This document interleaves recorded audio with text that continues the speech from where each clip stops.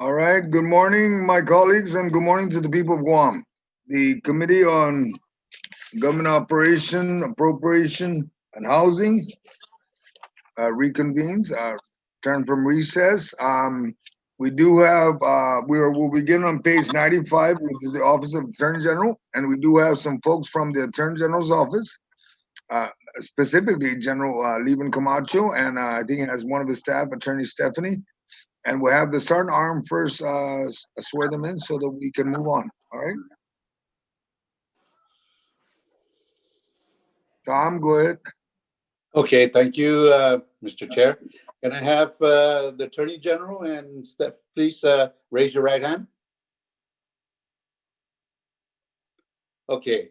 Under penalties of perjury, do you all affirm that any and all information that you provide, whether it be verbally, electronically, and in writing, be the truth, the whole truth, and nothing but the truth, so help you God? I do. I do. Mr. Chair, they're all under oath. Thank you, Sergeant Arm, and welcome, General Levin Camacho and Miss Stephanie. Senator Therese, we are now the Attorney General, and I know you wanted to pose some questions to the General Camacho. Yes, thank you, Mr. Chair. So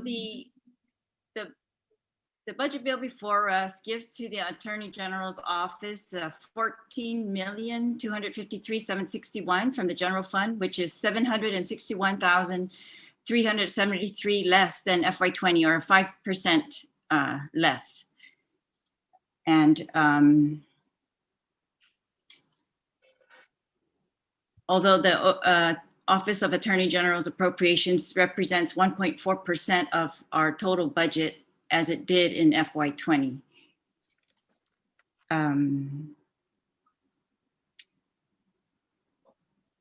They had requested for FY21 several things, and one, was a budget of 17 million, about 3 million more than what we are providing here, and most of that was supposed to go to funding 10 attorneys that they want to hire for prosecution, solicitors, also contractual services and equipment.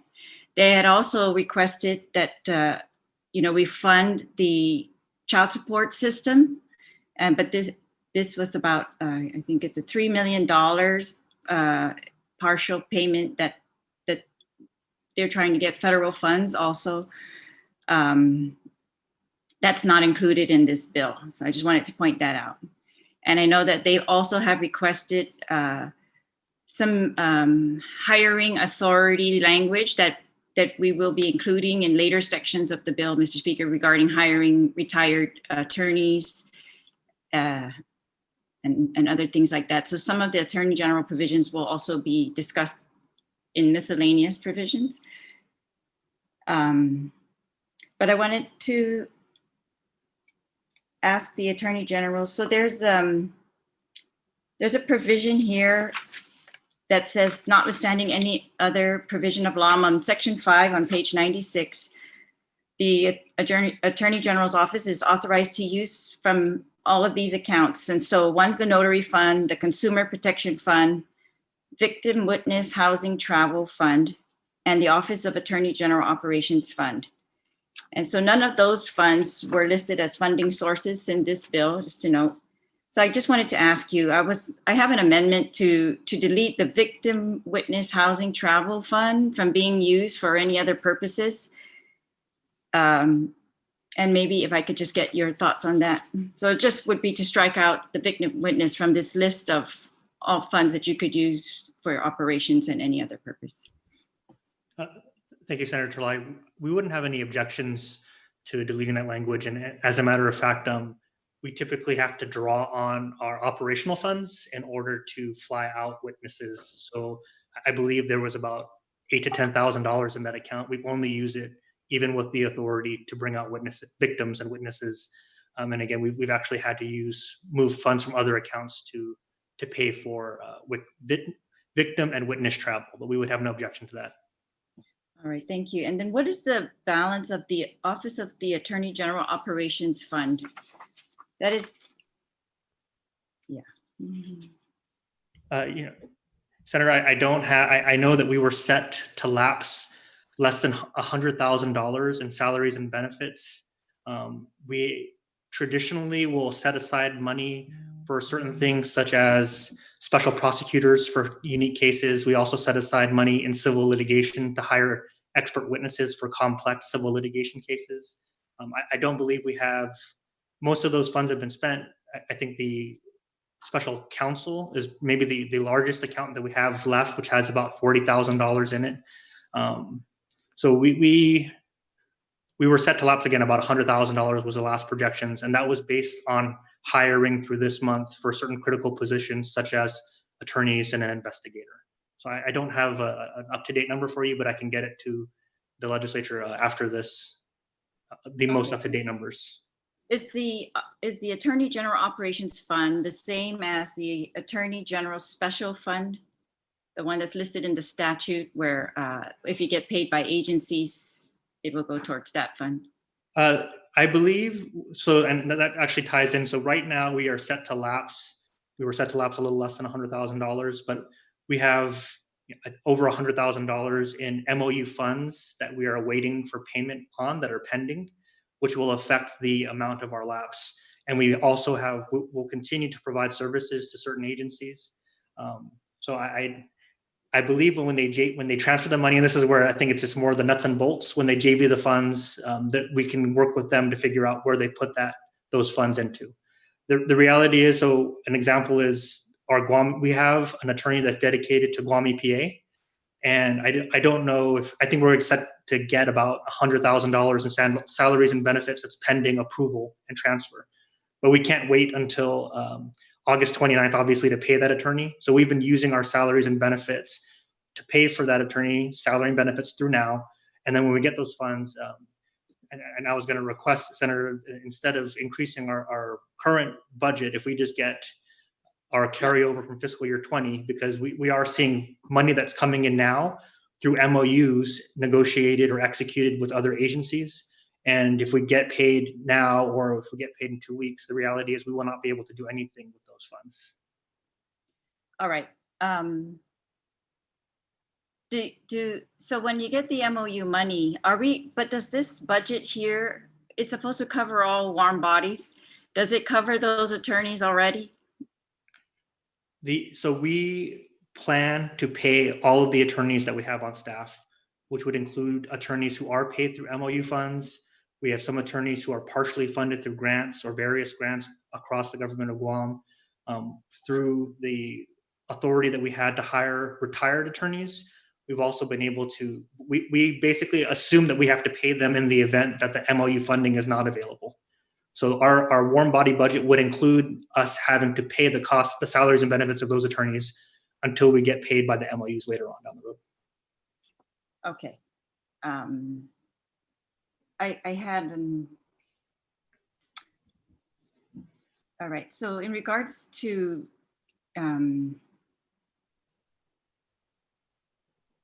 representing different agencies. So I see that, yeah, so you're authorized to enter into MOUs with any agency and I've seen in the budget, for example, Department of Labor is going to be a new one who's going to enter into an MOU with you. And several agencies like Solid Waste, I think, has just recently entered into an MOU with you, or they set that at their meeting. And but the Chamorro Land Trust, I think they also, I don't know if it's pursuant to an MOU, but I know that they pay in their budget for legal fees. And I have an amendment here. Their budget has been drastically reduced, and even their operations budget.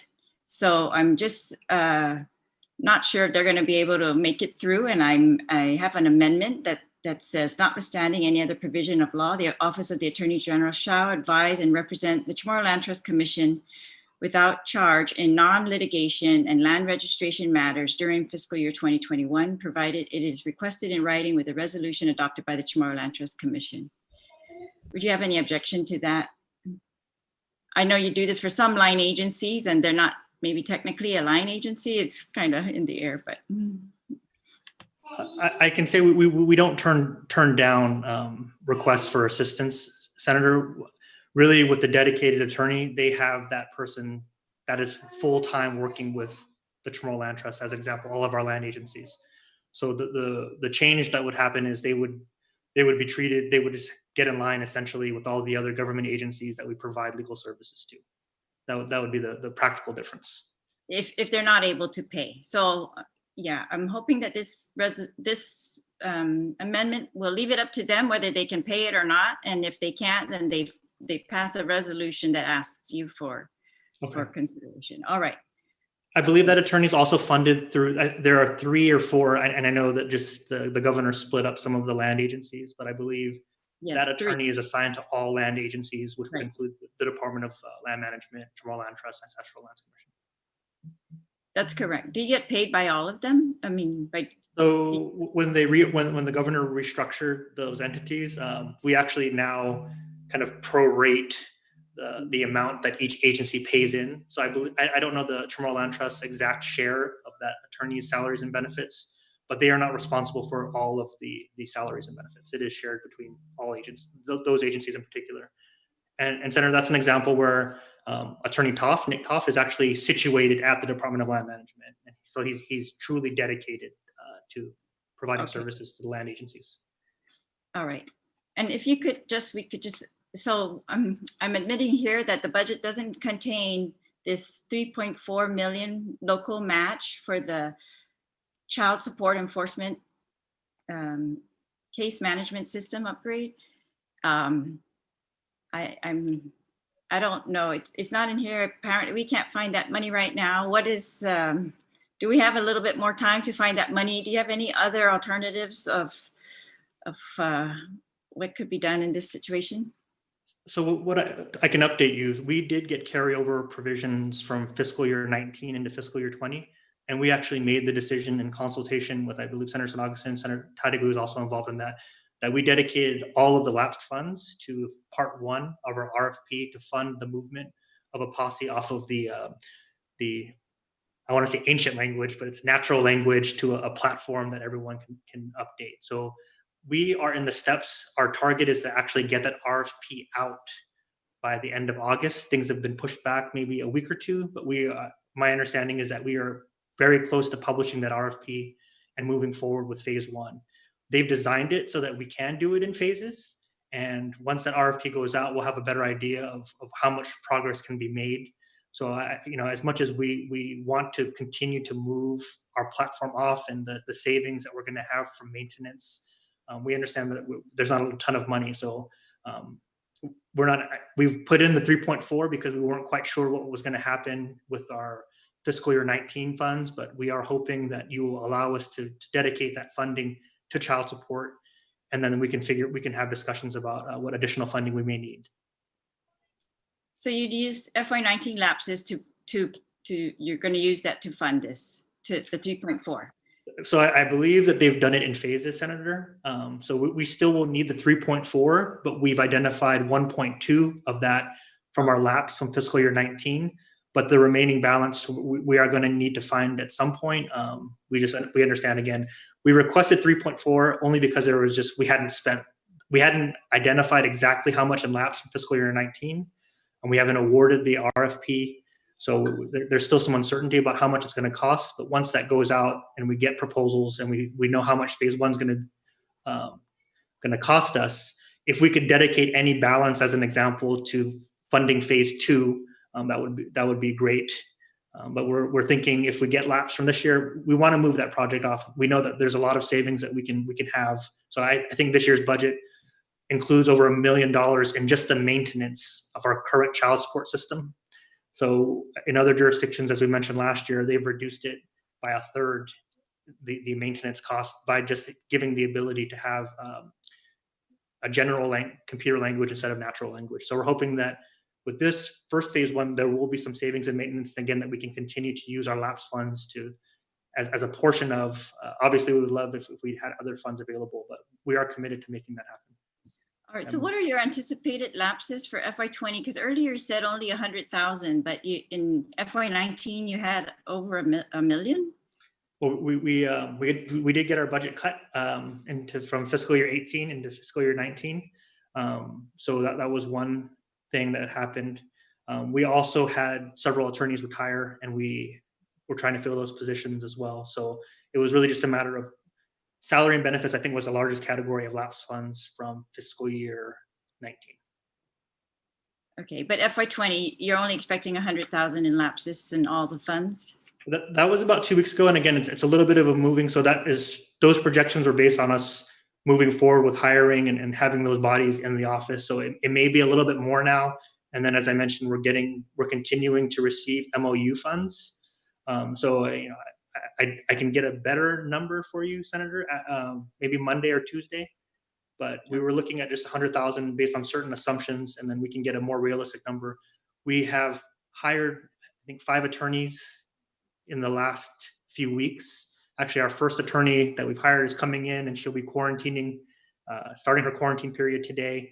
We have another attorney who's set to arrive on island next week. We have, I believe, 3 more attorney offers that will be going out soon, or offers for the attorney 3 positions. So we're adding a number of attorneys to our office to fill vacancies, but also to build up, because one thing with the pandemic we've seen is there's an increase in services, not only litigation, but also assistance for how to use the childcare. MOU is a very good example where we had a procurement attorney dedicated to helping public health work through and make sure that their program was going to comply with all federal requirements. So we're seeing an increase in demand in our solicitor division and civil litigation, in addition to the traditional needs in prosecution. You're also receiving some CARES money to give advice for CARES projects. Not that I'm aware of, Senator. I mean, if so, then we'll gladly take it. But I think that the funding that I saw from the governor's proposal was to pay for. We have investigators that are assisting in the quarantine and isolation efforts that are going on twice a week and helping public health with that. So I believe most of that was to help pay. We're splitting between the judiciary, our office, and I believe other law enforcement agencies to assist in those efforts. Right. Other than that, I haven't seen or heard of any CARES Act funding just for assisting government of Guam agencies and like public health as an example. All right. I thought under the CARES Act that they had allowed for legal services, but okay. All right, then, Mr. Chair, so I have some amendments. Should I do those now, or should I allow other questions from the rest of the members? I guess I could just start. So my first amendment is it would just be on Section 5 of the bill to remove the words Victim Witness Housing Travel Fund.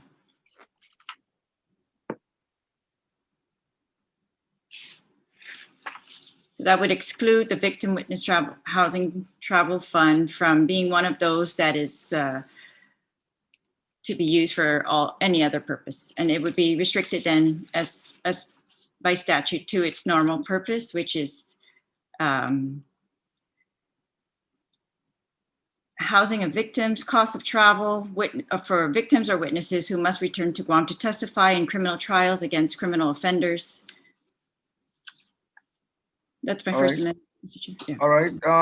Does any of my colleagues wish to speak to this? I think Senator Teresa brought that, provided sufficient information. The Attorney General's has no problem with that at this point.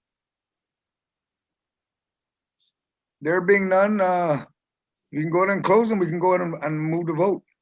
All right, please vote yes.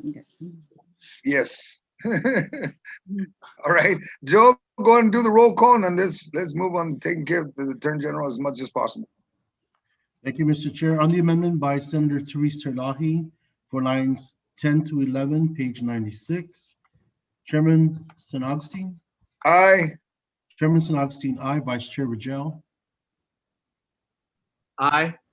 Vice Chair Rogel, aye. Vice Chair Shelton. Again. Vice Chair Shelton, aye. Speaker Munya Barnes. Hungen. Speaker Munya Barnes, aye. Senator Lee. Buenas colleagues, Hungen. Senator Lee, aye. Senator Teresa Terlahi. Again. Senator Teresa Terlahi, aye. Senator Pito Terlahi. Again, por favor. Senator Pito Terlahi, aye. Senator Mars Taitano. Hungen. Senator Mars Taitano, aye. Senator Castro. Again. Senator Castro, aye. Senator Moylan.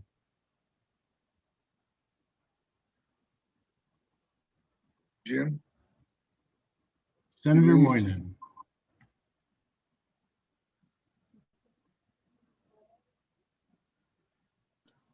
Aye. Thank you. Senator Moylan, aye. Senator Munya. Again. Senator Munya, aye. Vice Speaker Nelson. Again. Vice Speaker Nelson, aye. Senator Perez. Again. Senator Perez, aye. Senator Torres. Again. Senator Torres, aye. Senator Tactically. Again. Senator Tactically, aye. Mr. Chair, the amendment received 15 aye votes. Thank you, my colleagues. That motion passes, the amendment, and it will be engrossed into the budget bill. Senator Therese, you have additional amendments, please? Yes, thank you, Mr. Chair. So the other amendment is to add a new section to this part 1 of chapter 7 of the bill to read, notwithstanding any other provision of law, the Office of the Attorney General of Guam shall advise and represent the Chamorro Land Trust Commission without charge in non-litigation and land registration matters during fiscal year 2021, provided it is requested in writing with a resolution adopted by the Chamorro Land Trust Commission. So that would be the language to be added. Hopefully it gives the flexibility to the commission, if they can afford it, to continue to pay for a dedicated attorney. And if they can't afford that, then to get some assistance in non-litigation matters, especially. All right, does any of our my colleagues would like to speak on that? If not, if you please close Senator Therese. No, we're good. Please vote yes. All right, Joe, let's do the roll call. Thank you, Mr. Chair. On the amendment by Senator Therese Terlahi for line 14, page 96, Chairman San Agustin. Aye. Chairman San Agustin, aye. Vice Chair Rigel. Aye. Vice Chair Rigel, aye. Vice Chair Shelton. Again. Vice Chair Shelton, aye. Speaker Munya Barnes. Again. Speaker Munya Barnes, aye. Senator Lee. Again. Senator Lee, aye. Senator Therese Terlahi. Again. Senator Therese Terlahi, aye. Senator Peter Terlahi. Again. Senator Peter Terlahi, aye. Senator March Titano. Again. Senator March Titano, aye. Senator Castro. Again. Senator Castro, aye. Senator Moylan. Aye. Senator Moylan, aye. Senator Munya. Again. Senator Munya, aye. Vice Speaker Nelson. Again. Vice Speaker Nelson, aye. Senator Perez. Again. Senator Perez, aye. Senator Torres. Again. Senator Torres, aye. Senator Tactically. Again. Senator Tactically, aye. Mr. Chair, the amendment received 15 aye votes. Thank you, my colleagues. That motion's passed and it will be engrossed into the bill. Senator Therese, do you have anything else for the Attorney General's office? Yes, Mr. Chair. So there's one more amendment, which is for lapses. All right, please introduce it. Yeah, so it's to add, to amend section 3 of part 2 of chapter 7. It's section 3, and so it would, sorry, that's not right. Sorry. I think that's on line 1496, ma'am. Yeah, here it is. Okay, sorry about that.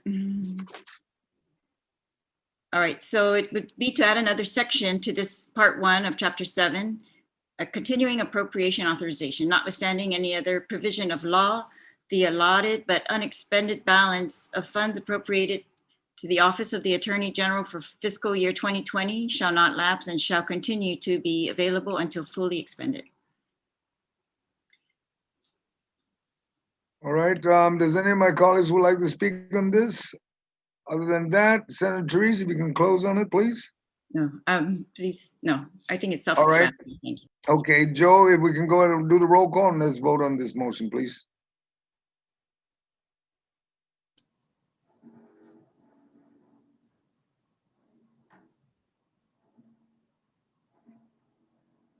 Thank you, Mr. Chair. On the motion by Senator Therese Terlahi, San Agustin.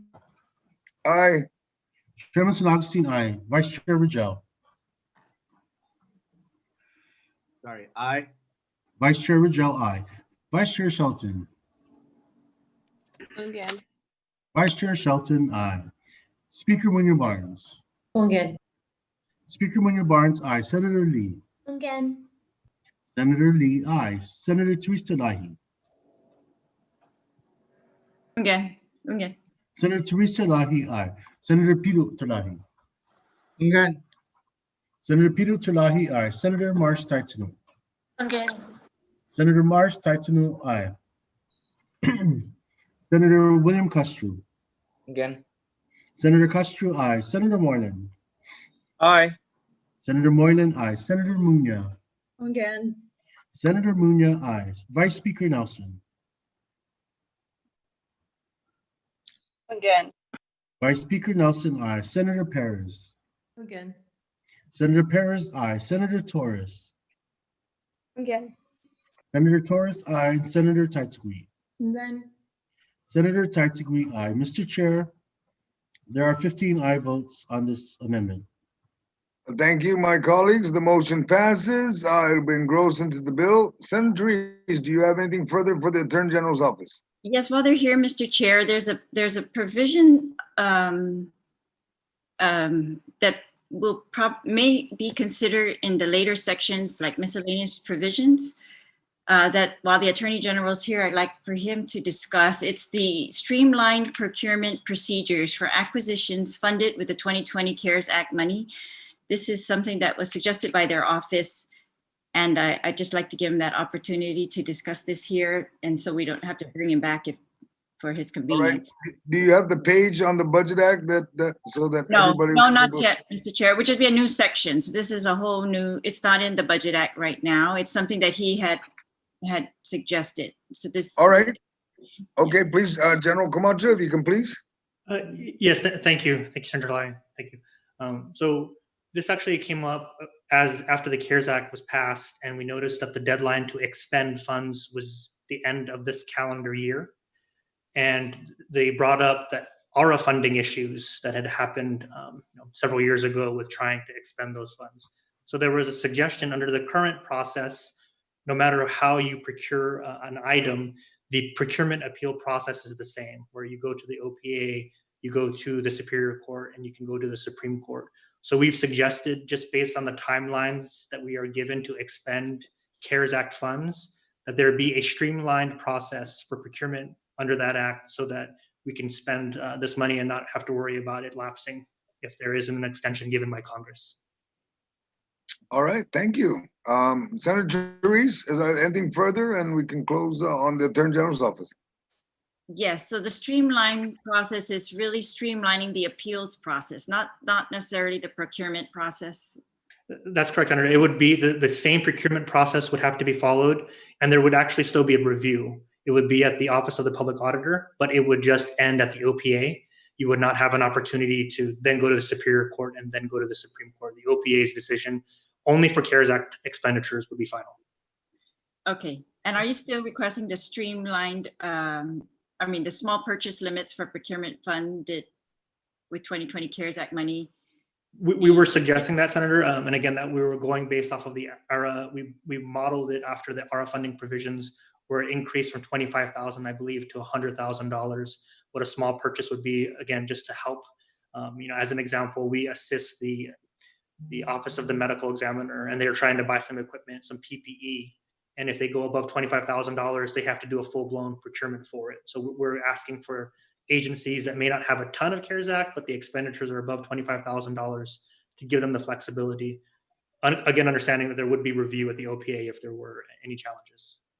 And what is the difference in the process if you use this as a small purchase cap? I believe for small purchase, and again, I'm not terribly familiar, but my understanding is that for small purchase, you have a scope, and then you get 3 quotes, and then you go, in most cases, with the lowest bidder, and then you go from there. So instead of having to anything above $25,000, it's a much more involved process.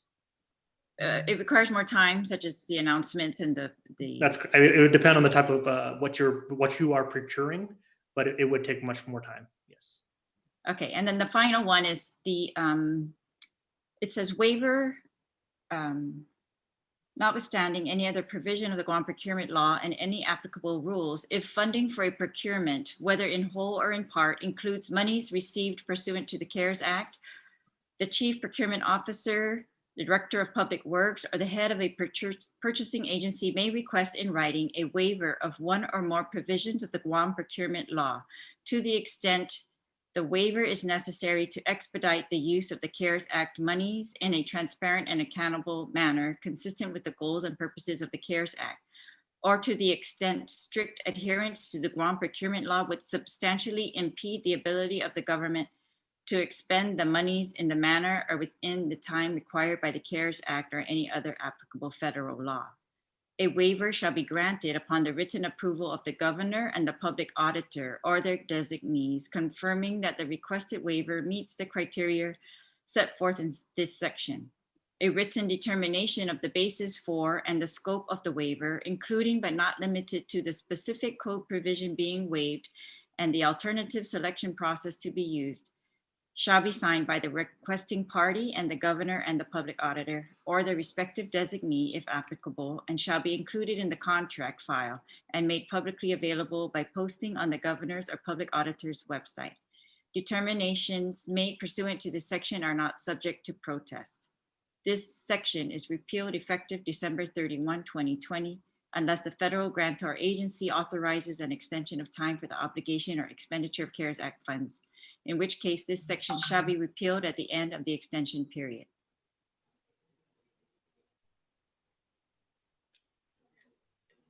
Okay, Yes, are we good? Did you want to say anything about that? That's the one I guess I have the most reservations about. I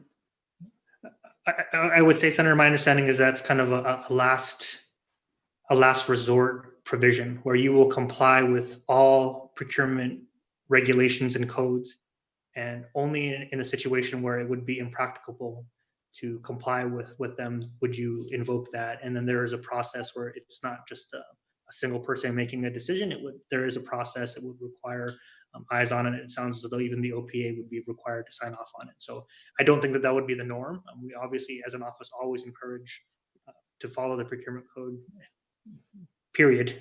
But I think that is really just recognizing that, as we know, and with the special election, and I was just here before this body a few days ago, things happen really quickly. And sometimes procurement is not going to be able to meet the need if something like that happens. So you look at capacity at the hospital as a very good example, where once you hit that critical point, I mean, even with an emergency procurement, I believe the last time we did this for quarantine, it took 2 weeks. And the reality is sometimes you don't have 2 weeks to purchase something that we need immediately. So I would say that is a last resort type of provision, Senator. Okay, so currently for CARES Act money, we are using the Procurement Act. I mean, they're having to comply with the Guam's Procurement Act. That my understanding is that if they are using, no matter the funding source, if they're purchasing stuff on behalf of the government of Guam, they should be following the procurement code. Okay, well, I have no further questions, Mr. Chair. All right. If colleagues might, yeah. All right, thank you. Senator Lee, please. Yeah, I'm just following up on a question that was posed by Senator Kelly. Is there an amendment that we could read or take a look at? I don't think the doc has been placed. Yeah, that's not to further in the budget, Senator Lee, that she just wanted to make sure that we didn't have to call the General Camacho back. Right. So could we review it now, just in case we have any questions that we might want to ask him while he's still here? Senator Lee, if you can have it uploaded, please, I appreciate it. And I know that Attorney Stephanie is here and she wanted to speak, but I think the General Camacho did answer it, right, Ms. Stephanie? Yes, he did. Thank you, Mr. Chair. All right, thank you. Senator Kelly, do you have a question, or is it similar to what Senator Lee was asking about having the amendment? So at least in case we have questions. Yeah, I do think it'll be important to see the amendment because it's a lot of information to absorb with potentially very large consequences. And so I know that that's on its way, so I appreciate that. But I do have a question, not seeing it, and this question would probably be the same whether I'm reading it or not, but could the Attorney General outline for us, so with the appeals process, it seems to me that there's an extra layer of accountability, there's potential for corrective action or mitigation in some way, or remediation. by taking that part out, and I totally get the need for expediency, we need to find ways to streamline this process as best we can, but could you outline for me what removing the appeals process does? Yes, it saves time, but what options or parts to accountability would also change? It wouldn't necessarily remove the appeal process, Senator. It would actually just end it at the OPA. So if there was a protest based on the expenditure of CARES funds, no matter if it's CARES funds or any other funds, it would go to the OPA. And we have proposed, and this, I just want to reiterate, this was done, we didn't reinvent the wheel. We actually looked back at how we treated ARA funding, and there was a law passed on for, it just models it pretty closely. So the appellate review would end at the OPA. The appeal process would end at the OPA. And the danger of, if you go to court, I mean, I trust Public Honor Cruz. I trust his judgment as a former judge and justice that he's going to get things, do the best that he can to make sure that the procurement process and the rules are being followed. So it does not terminate the appeal process. It just ends it at the OPA. And it would be different because Superior Court, Supreme Court, I mean, the OPA alone, you're going to look at 30 to 45 days potentially, and that's maybe a quick turnaround under the conditions that we're living in. We are entering September. So the Superior Court appeal, there's just no way that it would happen. Even if any protest that would happen now for CARES Act funds, there's no way it would be resolved at the Superior Court level at this point. So we go back to the concerns with the ARA funding, that we don't want to lose potentially millions of dollars or hundreds of thousands of dollars that we need to address COVID because it's tied up in the procurement appeal. I thank you for that, because it does help make it clear that the appeals process, that there is an appeals process that's still in place. You mentioned the difference between the timeline for OPA and the court system. Is there any other difference? Like, does it change the ability of types of actions after the appeal, or do they follow pretty similar processes, would you say, or results? I believe the remedies are the same, whether you are at the OPA or if you're before the court. And at the Superior Court, it's just a matter of reviewing the OPA's decision to see if it complied. It was also good to hear that there is a precedent. So I would imagine there weren't any real issues with that precedent. And could you speak to whether this is something that occurs elsewhere as well? To your knowledge, I mean, I'm not sure if you've done a wide search for it. But. Yeah, I'm going to admit, I mean, this really was our solicitor team was just very keen on this. And once they saw that we have just until the end of the calendar year to expend, they immediately were thinking about issues that we've had in the past. And that's where the ARA amendment kind of came into effect. So I'm not sure. I think with the ARA funding, the difference there was a lot more lead up time. I believe that law was actually passed in March, and the government was given much more time to do it, to spend those funds. And that was kind of a nationwide. I think other jurisdictions had adopted similar measures, but based on the timing that we're in now, I mean, it would be great if we still have CARES Act available to make purchases. But again, our main concern was, if there is procurement moving forward now and there is a protest, it's impossible that they would finish that normal process at this point. So you were saying with the precedents that there weren't any real issues that you're aware of? That part I would have to go back really and see. I think that at the end of the day, the legislature narrowed it to just DOE, and it wasn't a government-wide, and I'm sure DOE was able to. This is where we also get into under federal procurement. I guess the small purchase is actually, I want to say $100,000 or maybe $250,000 actually. So it's not unusual to set a small purchase at that amount, especially if you're using federal funds. But my suspicion or my guess is that DOA was able to move much quicker with that flexibility. All right. Thank you, Senator Kelly. Senator Lee, do you have a follow-up? It is uploaded, and it's on to page 134. No, Mr. Chair, but I do appreciate the language, as this is a several pages. So we have some time to be able to read the provisions, but I thank the Attorney General and Attorney Mendiola for being online to answer any questions that we have. I think I can also rest a little bit easier knowing our OPA and that process, but also the fact that we've used this provision or similar language for in the past for ARA funds. So that's helpful. Thank you for the contact. All right, thank you, Senator Therese. If there's nothing else, we'll thank the General Camacho. Senator Tello, you have a question for the General Yes, Camacho. I do. Thank you so much. Good afternoon, Attorney General, and good afternoon, Attorney Stephanie. Good to see you this morning. Thank you for being here on a Saturday. Really appreciate it. I just have a question with regards to Homeland Security and what you're given the authority to oversee. How does it jive together between the Homeland Security, which is given some kind of leeway with regards to the CARES Act funding? Is there any? I'm not quite sure, Senator. My understanding. I mean, I've just listened to interviews, but they are following the procurement. They're working with GSA on most of their procurement. That's my understanding. So our office would only get involved under limited circumstances, like if it's above $500,000, then we would get involved.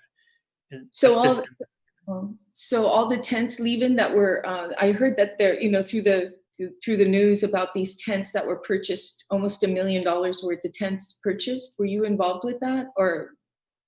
I don't have that information in front of me, Senator. I know that our deputy from Solicitor Division has been working very closely with both GSA. So I don't know the specific projects that he is helping them with at this point, or who is the purchasing agency, who it was purchased from. As an example, a government-to-government purchase, if we're buying it from the military, then it would be a different process that would be followed. So I don't know the specifics of that. Okay, I hope maybe later on if you can find out for me, even it'd be good to know. Yes, and I'm sure that you're doing everything in your office to make sure the T's and I's are dotted by all your attorneys that are there that you oversee. And I greatly appreciate the fast reply that you gave us on your opinion the other day too. Greatly appreciate that. So thank you so much for all your hard work there. Hi, Stephanie. Thank you too so much. Okay. All right, thank you, Senator Tello, and thank you, General Camacho and Ms. If I may, Sabina, you have something? Oh, sorry. Hi, good morning, Attorney General. Yeah, just wondering about the federal process when it comes to CARES funds. Do you know that if they do waive any of the procurement laws in the federal government? To your knowledge, do they waive any parts of the procurement law? Again, I'm not terribly familiar with the procurement process under a CARES Act, and it would probably depend a little bit on the particular funding source. So I know that there's a larger. I'm going to give the example of the child care facilities, where I believe it was more of a grant than a direct appropriation, so to speak. So it would really depend on the specific circumstances, Senator. So, sorry, you didn't answer the question. I don't know if there's been any waiver of procurement under the CARES Act. Okay. And I understand that in the ARA funding, there was an expedited protest procedure. It wasn't, there wasn't any stoppage of it, from my understanding of protest. So yeah, I think this is very different. what's being proposed here. Yeah, so I do have some reservations about this, as you can probably understand. But I'm actually thinking of, I'm trying to figure out ways to help assist without, compromising anything. So yeah, I'm open to any kind of other ideas that you might have in regards to this, and just the broad language of, waiving parts of it. I think that's without really naming it. I think that goes against the transparency of procurement. But I am open to any other recommendations. So feel free to reach out to my office if you have any ideas. I appreciate that. All right, thank you, Senator Sabina. There being no one else, I'm gonna go ahead and Senator Therese, so I can thank the General Camacho for his participation this morning. So I just wanted to thank, of course, Attorney General. Thank you very much for coming in this early on a Saturday. And to Attorney Mendiola, thank you very much. And I know you all have been working very hard during this CARES period also, and all your staff. So thanks to them. So, Mr. Chair, I'd just like to also just bookmark this section pending the information that they're going to send us regarding, or send to me regarding the MOUs that are pending and potential lapses that might come into these funds. All right, thank you. Other motions to bookmark page 95 and 96, which is the Office of the Attorney General. There being Senator Lee. Mr. Chair, I just wanted to give the Attorney General an opportunity to respond to the comments of the previous questioner about this not being the same thing as ARA. So it's a little bit confusing. So I just wanted to give him an opportunity to speak about this suggested amendment and this solution, if there's another solution we should be considering. I just wanted to give him a chance to educate us. General Camacho? Yes, I mean, we at the end of the day, we just identified the problem. So we have potentially thousands, if not millions of dollars that could lapse at the end of this calendar year. We went back and instead of reinventing the wheel, we looked at the legislation that was offered to address this exact issue with respect to ARA funding. And again, my understanding is that we modeled the language that we have provided modeled almost exactly the language that was adopted by this body to address ARA funding. So that there is, and again, this is really a policy decision. We just identify this as an issue that we're hoping that the legislature can help, because the last thing we want is for agencies to lose the ability to buy essential equipment and things to respond to COVID-19 because it's January 1, 2021, and it's stuck at the Superior Court of Guam. So we're willing to work with Senator Perez on this. The intention was not to get around or to end any procurement protests or to encourage violating the procurement code. It really was meant to allow for an appeal, but to end it at the OPA instead of allowing it to continue on up the chain to the Superior and Supreme Court. But again, we're willing to work with Senator Perez and her staff to identify other ways that it could be tweaked. We just have proposed in the short time that we had language that was previously adopted into law. All right. Thank you very much. Thank you, Mr. Chair. Ms. Stephanie, please. Thank you, Mr. Chair, and good morning, Senators. Just to add a specific note on the waiver provision, yes, Senator Sabina will definitely reach out to your office to try to clarify any of the language. I did at least flag Cyrus for the initial discussions about this, and like AG Camacho mentioned, it was more to raise awareness of the issue and not necessarily a specific request by our office. But to address your specific concern for this amendment, but as well as the general issues with the current procurement process, this waiver provision does specify the requirement to address what part of the code would be waived.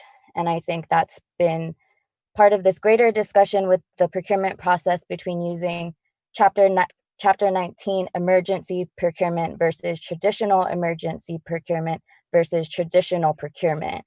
So in a sense, using the same process that was used with ARA, it did capture the need to identify what specifically would be waived if that were to happen. But yes, we can flesh it out with your office. Just wanted to flag that for you.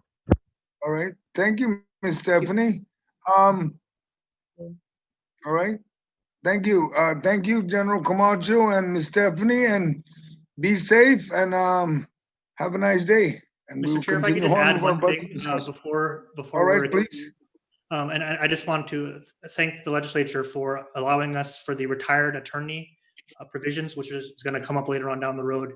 And while I'm here, I do want to tell you how we've been able to utilize that. So we had an immediate need in child support where one of our attorneys passed away. We were able to hire a retired attorney to provide immediate relief for our child support docket. Hearing officers is something that has been a struggle with a lot of our agencies, and they've had to go out and to procure we've actually been able to use that amendment to hire attorneys on a part-time basis to serve as hearing officers. The Department of Labor was able to, they found an attorney, they asked us to assist them, and then we were able to hire an attorney through that provision and have them assigned and dedicated to assisting with the PUA program. So we've really made great use of that. I noticed this year's budget law tweaks it a little bit. So I'm going to make the request if we could just mirror the language from fiscal year 20, it would really help us. Prior to that, they would be hired at an attorney 1-1, which I believe is the proposal in this year's, and there were no retired attorneys who were willing to come on that. You've given us the ability to hire at an attorney 4-5, and again, part-time or full-time, and that has made a world of difference. I think we've hired 5 attorneys and have them on standby to assist us in our operations, especially when there's need across the government. So I just wanted to let you know how that has impacted our office and our operations. I think we have that amendment pending, Mr. Chair. Yeah. All right, and thank you. The level of hiring, right? Yeah. All right. Okay, thank you, General Camacho and Attorney Stephanie. Drive safe, be safe. Thank you. Thank you. Have a nice day. Have a nice day. All right, there's no further amendments. We will now move to page 97, and reminder, 95 and 96 is bookmarked. Moving, we have, Madam Speaker, you have an amendment for page 97, line 15.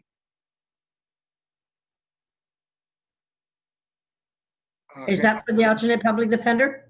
That's correct.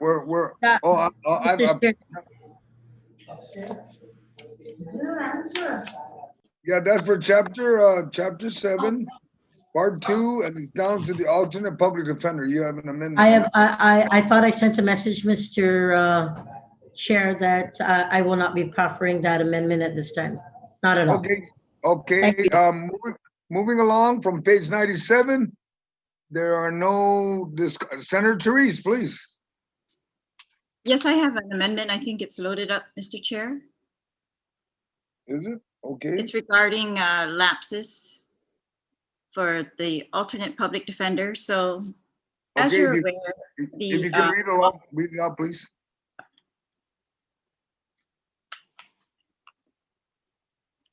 I see it on the chat, but if you can go ahead and please read it out so we can. Oh, read it. I'm sorry, I didn't hear you. Okay, so I'm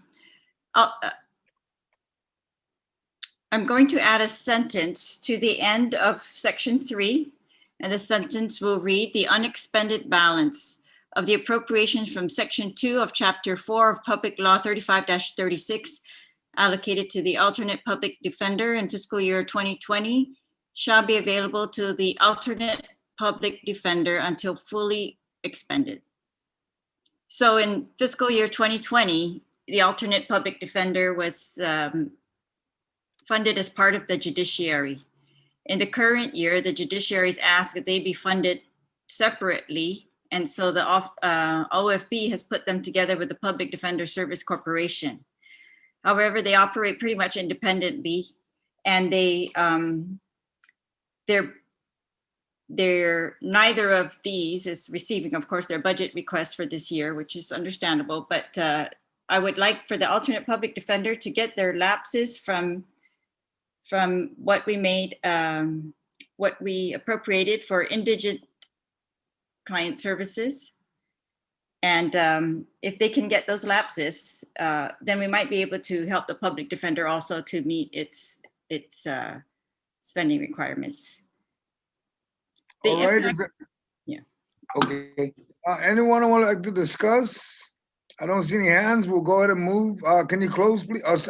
Madam Senator Torres, please. Thank you. I recall, or I'm aware that in the past, when there were lapses in the APD amounts, they always reverted back, because remember during the public hearing, it was explained that this is the first year that the APD funds are not going to be administered through the judiciary. So in the past, when it went through the judiciary, they were the administrators of the alternate public defender fund. Whenever there was any lapses, those lapses per their agreement with the APD and the public defender went back to the judiciary. but it went back to the judiciary for indigent client defense. So it never, any lapse funds from the APD never went back to the judiciary for the judiciary. It always went back to the indigent defense funds. So in essence, any funds that the APD didn't spend were just spent for indigent defense anyways. Because remember, APD is sort of the tier that takes the cases where there is a conflict with the public defenders, right? Where they can't hear it, it goes to APD. But the question that I have is, you know, I just feel that the system of keeping the money in indigent defense, I don't see that why that system, you know, is not a good system the way that it has always been administered in the past, because it services the same community of people, right, that are indigent and in need of legal defense.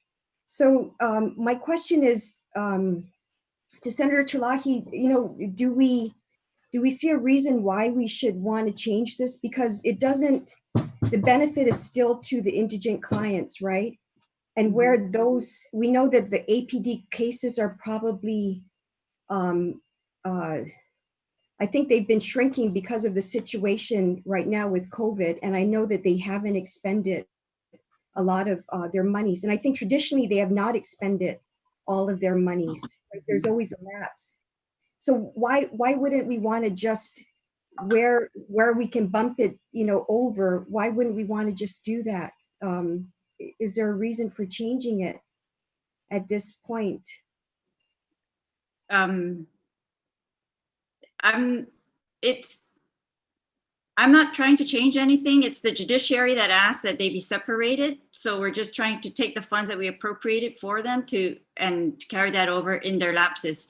And it's because of, yeah, both of these, public defender and alternate public defender are receiving cuts, and they've already, you know, and we want them to be able to operate to the full extent possible. That's really the only goal. Yeah, I'm not trying to change anything. I'm trying to make their system not have any abrupt changes, and so that both of them, because if I can get these lapses for APD, then we can allow the allocation to APD in this bill to be a little bit less and a little bit more to the public defender.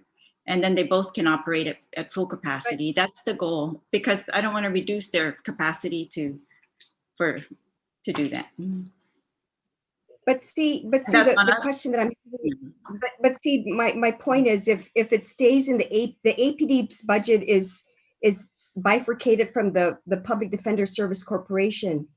So my question is, if you keep it in the APD, it's just for APD use, as opposed to if you were to allow the lapses to maybe kick over to Public Defender, then it still covers indigent defense. I mean, either way, you know, it's different, yes, now because the judiciary doesn't have it, you know, isn't administering it, but the judiciary didn't use it anyways for their own. It always used it for indigent defense. I know the speaker knows this very well, being from the public defender prior. But my question is just, if you could bump it to Public Defender Service Corporation, wouldn't that be the greater service to indigent clients?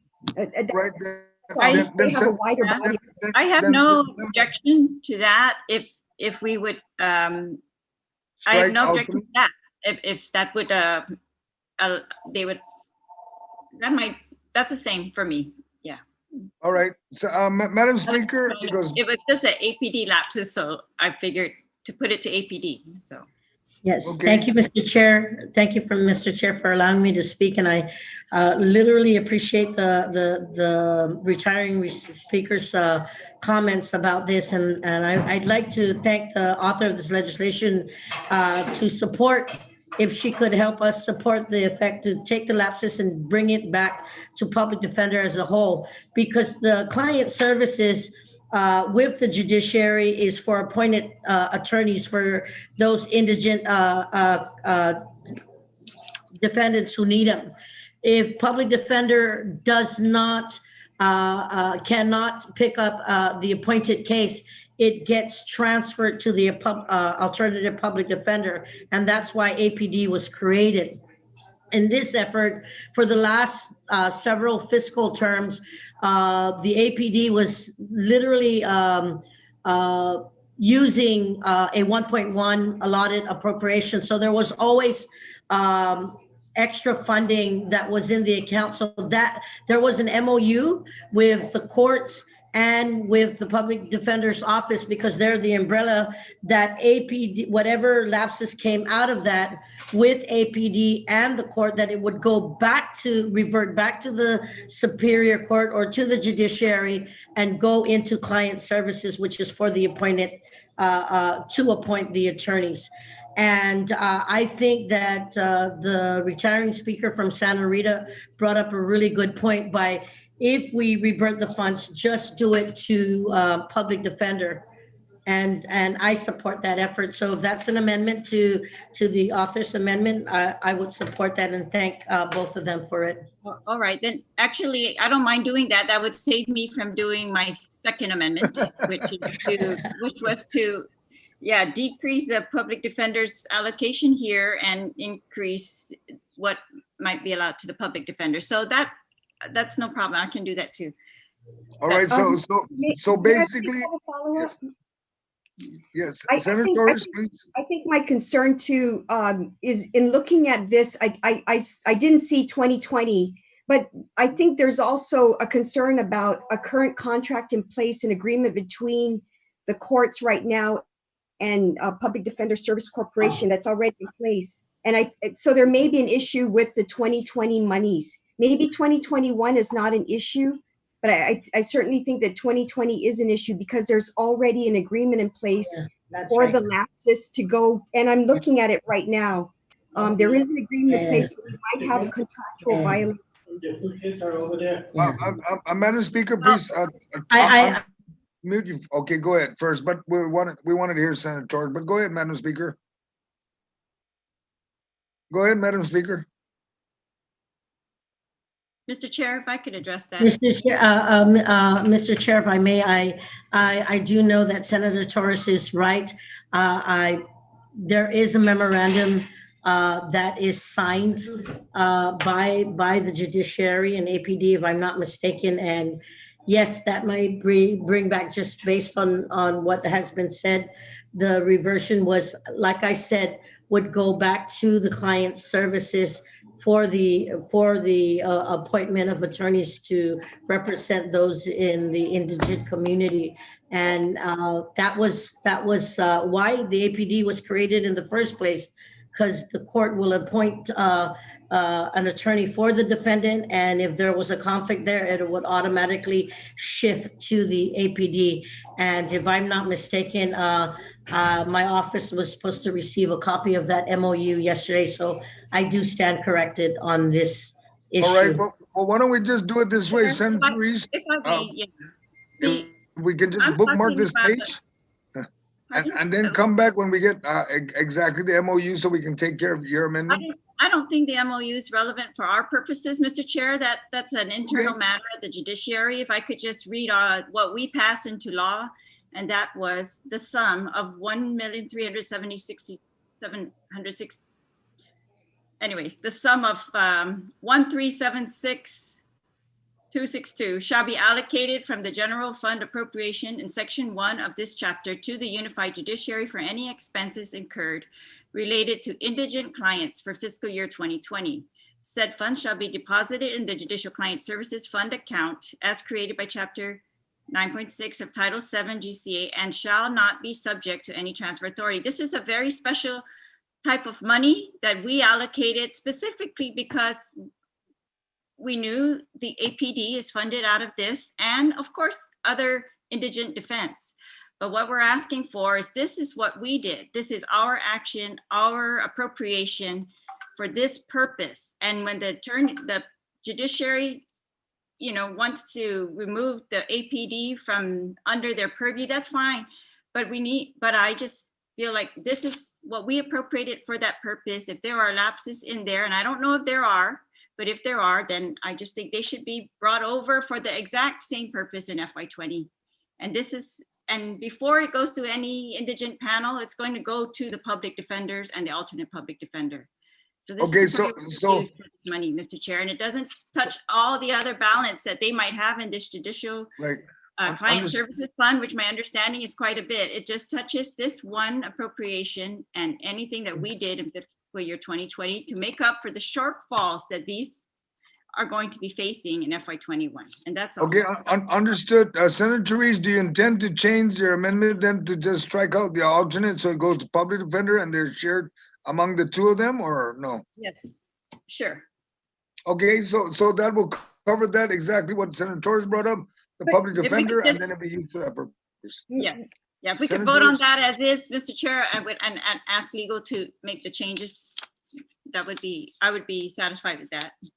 May I Senator just point out Torres? that I just want to point out that Senator Chalahi is exactly right, that the agreement contemplates that the money is going to go exactly the way that she says, and that's fine. And that's why I'm saying leave it, if we can just leave it alone for 2020, because the agreement with the Corp and PDSC is doing exactly that. It is servicing, the alternate public defender and the indigent client defense. It doesn't do any different. So I'm not contradicting Senator Chalahi. All I'm pointing out is for 2020 and with this amendment, please just leave it as it is, because the agreement does exactly what she says. And the harm would be if you disrupt that right now, it's in place. So I'm just pointing out that because it's in place and it's doing exactly what she says it's doing, let's not touch 2020. Let's not disrupt that, because it's perfectly working the way that she contemplated the fund to work, and that's exactly the agreement in place.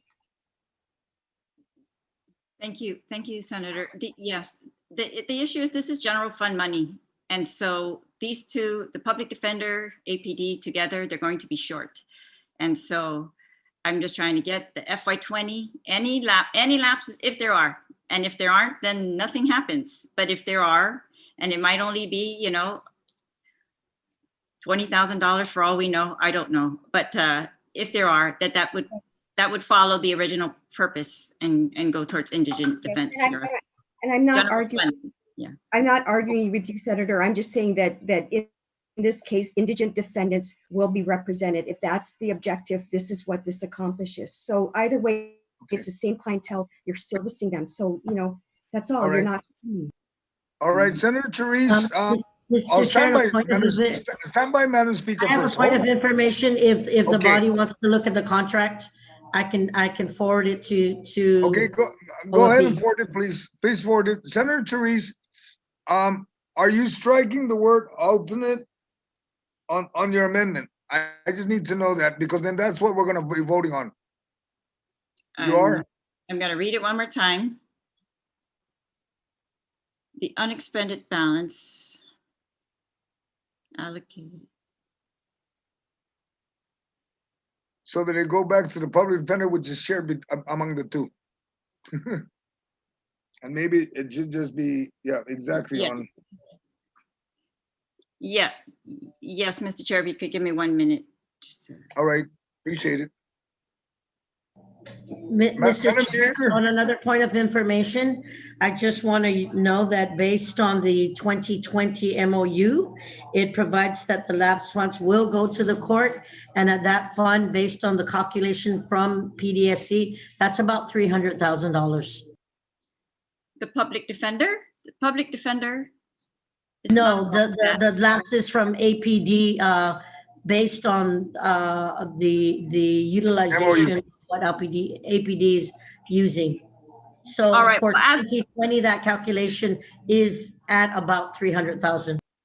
All right, well, when we made this appropriation in 2020, it was very specific and it was not subject to any transfer or any other use. So that's why I'm hoping that it's, Okay. yeah, I think it's gonna serve the purpose and should satisfy everybody's concern if we just take the lapses from the general fund and put it to, in this general fund appropriation, put it to these two. And that's probably the perfect amount to make up for the $200,000 shortfall for public defender at least, yeah. Right, okay, so you are gonna strike the alternate, am I correct? Yes, if I may read it to you, I think we sent it Yes, in. It please. says, Yes, please. If you can read it out so that everybody knows what we're voting on. okay, so now the sentence to be added at the end of this section, or it will be a new section, okay? I'm gonna make a new section and it will read, the unexpended balance of the appropriation from section 2 of chapter 4 of Public Law 35-36 in fiscal year 2020 shall be available to the Public Defender Service Corporation until fully expended. All right. I think we've had sufficient. Senator Torres? I object to this.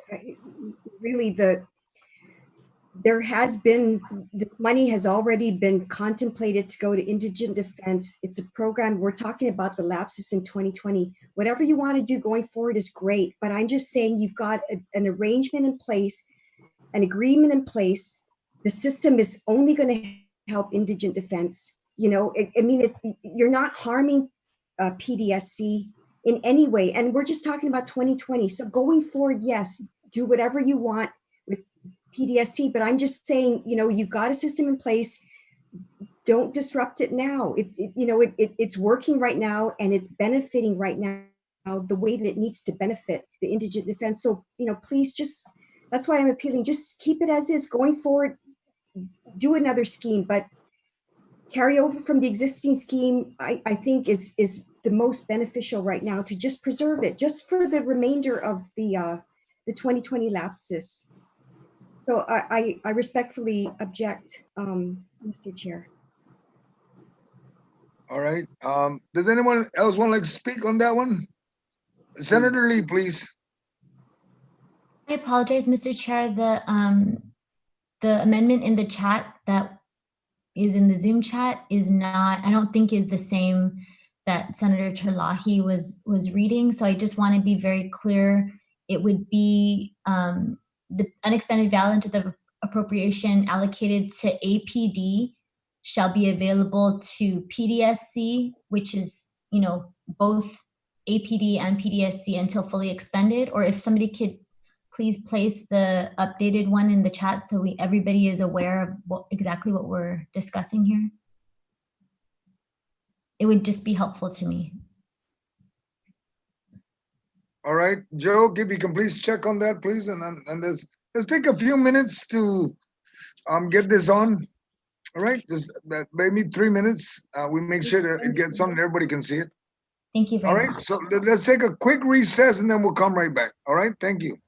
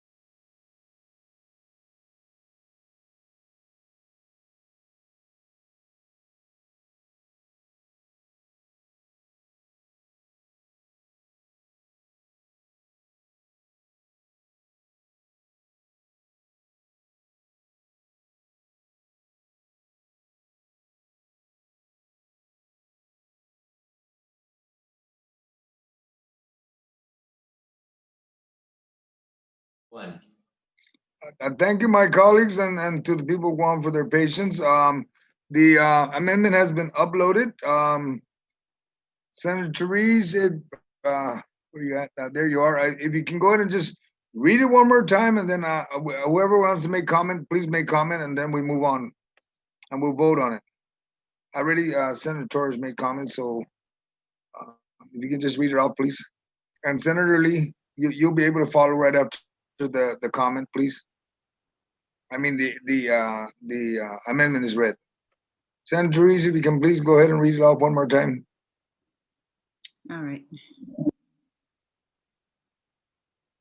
Line 19, page 97, to add a new section. Mr. Chair, I can't load it. Can you just read it for me? Yes, please. All right. Staff, please, yeah. I'll read it. It's on line 19, page 97, to add a new section to part 2 of chapter 7 of the bill to read section. The unexpended balance of the appropriation of section 2 of chapter 4 of Public Law 3536 in fiscal year 2020 shall be available to the Public Defender Service Corporation until fully expended. All right. Does anybody would like to comment before I comment? Senator Torres, please. If you're on mute, please. Thank you. Mr. Chair, I have to object to this amendment, and let me please explain why, in all due respect. There will be a substantial lapse in indigent defense funds this year because the court has been closed for several months as a result of COVID. This fund, as I mentioned even in the chat, underwrites the APD and all of indigent defense, right? So you think about it. I talked about the lapses being used for indigent defense. This fund underwrites APD and the indigent defense and the need to hire private attorneys when both the Public Defender Service Corporation and the APD are conflicted. The court pays for the operations of the APD in FY 2020. The court also will need these lapse funds to pay for all the private attorneys it will need to contract because of the backlog in criminal prosecutions as a result of the COVID and the shutdown in the courts. So we expect there's going to be a lot of money.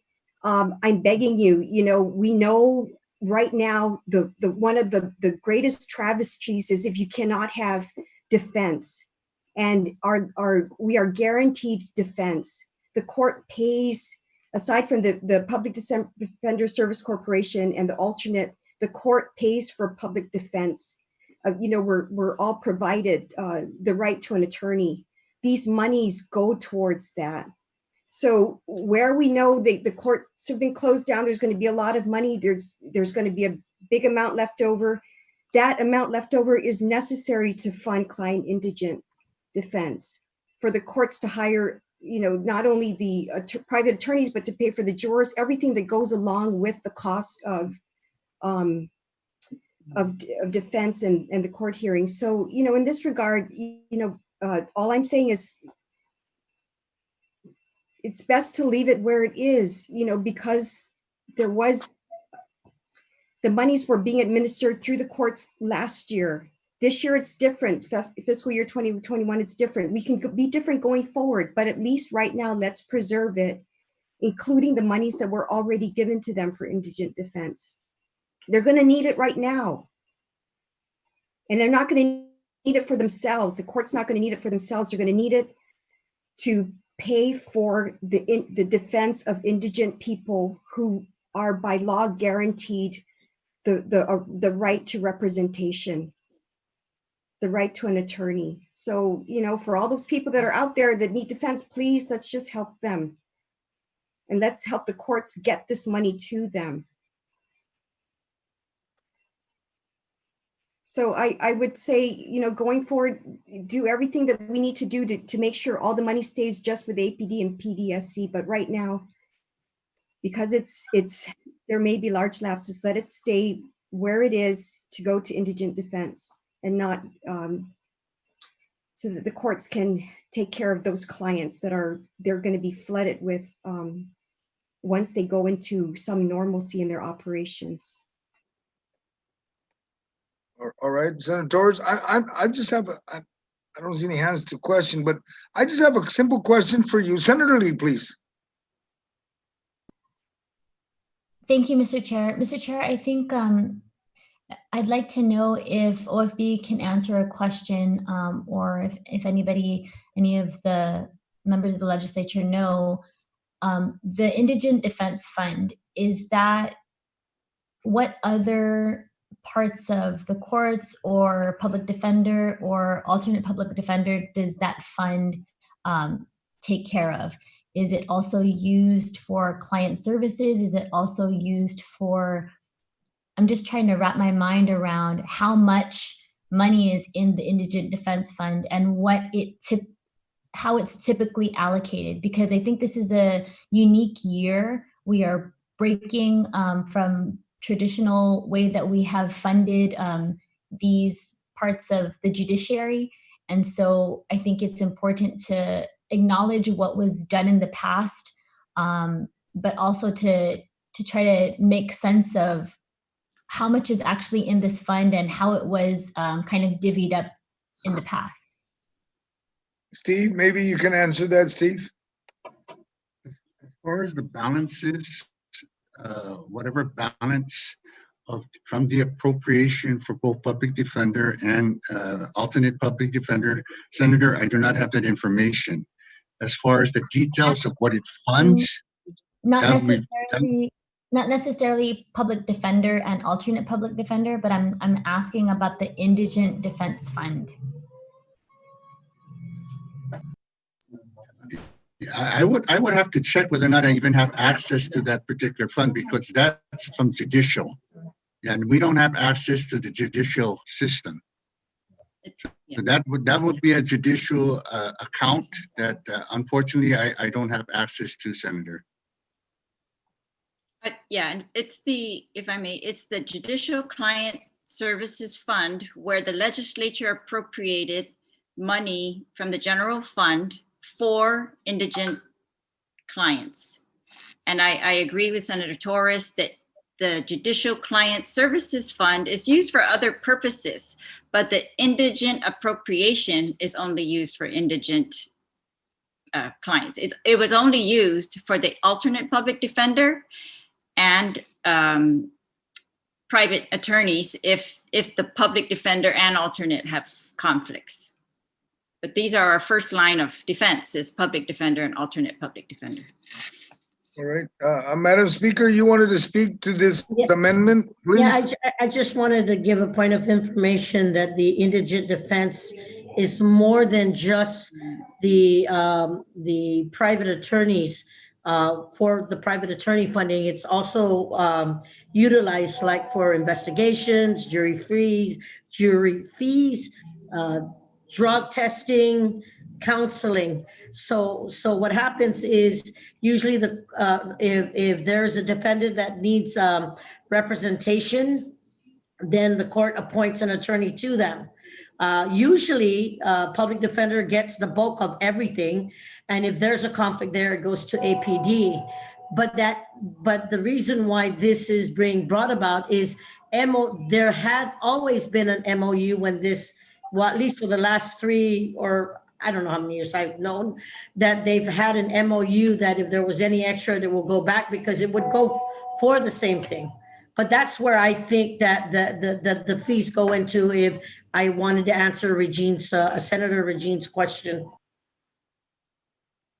All right, does anybody else want to speak before I speak so we can wrap this up? Senator Lee, please. Yes, Mr. Chair, I'd like to just make an amendment to the Terlahi amendment to add after the words Public Defender Service Corporation, also the alternate public defender. So it's very clear that it should be available to both. No problem, no objection. Which is what I think the intent of this amendment is. Right, it was to cover both. Yes, anybody else want to speak before I speak? Once I speak, then we're gonna go to vote. Okay, closing and then we vote. You have your amendment, please, Senator Lee, just so we can at least discuss your amendment and we can move on that one.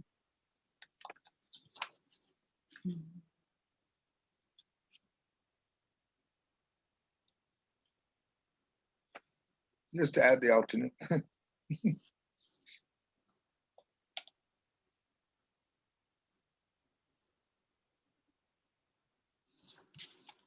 Does Mika or OFB staff have the Word doc for this Joe? amendment? Yes, ma'am, we'll load that. Thank you. Thank you so much. I really appreciate it. Mr. Chair, if I may, since we've caught a lot of agencies in before, I know that the Public Defender's Office and APD may be listening, and maybe a fast call to them so that they can give us a justification on, or at least answer any further inquiries that our colleagues may have. That might be a way to go through this amendment. Okay. If I may, Mr. Chair, it's really to address a shortfall in their budget. The objection is lying with taking lapses from the judiciary, I think.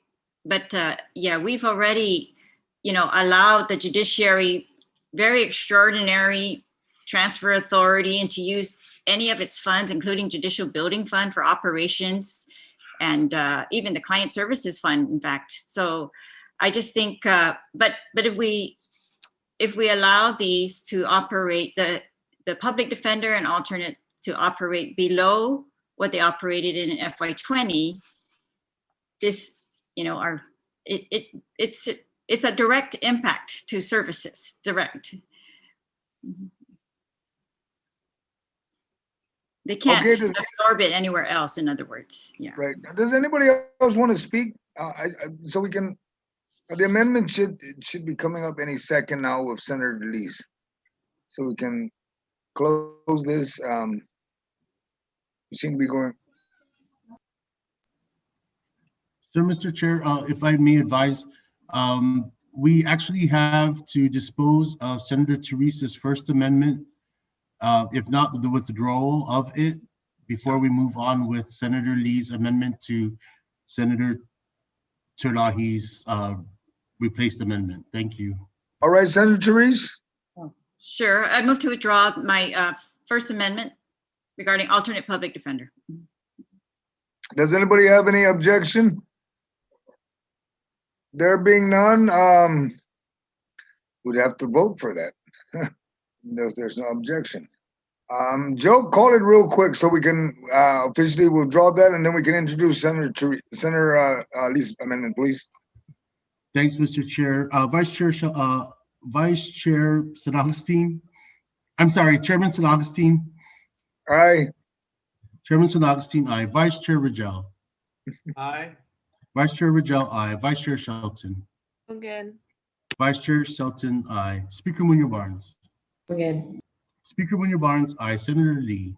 Again. Senator Lee, aye. Senator Teresa Terlahi. Again. Senator Teresa Terlahi, aye. Senator Peter Terlahi. Again. Senator Peter Terlahi, aye. Senator Marsh Taitulu. Again. Senator Marsh Taitulu, aye. Senator Castro. Again. Senator Castro, aye. Senator Moreland. Aye. Senator Moreland, aye. Senator Munya. Again. Senator Munya, aye. Vice Speaker Nelson.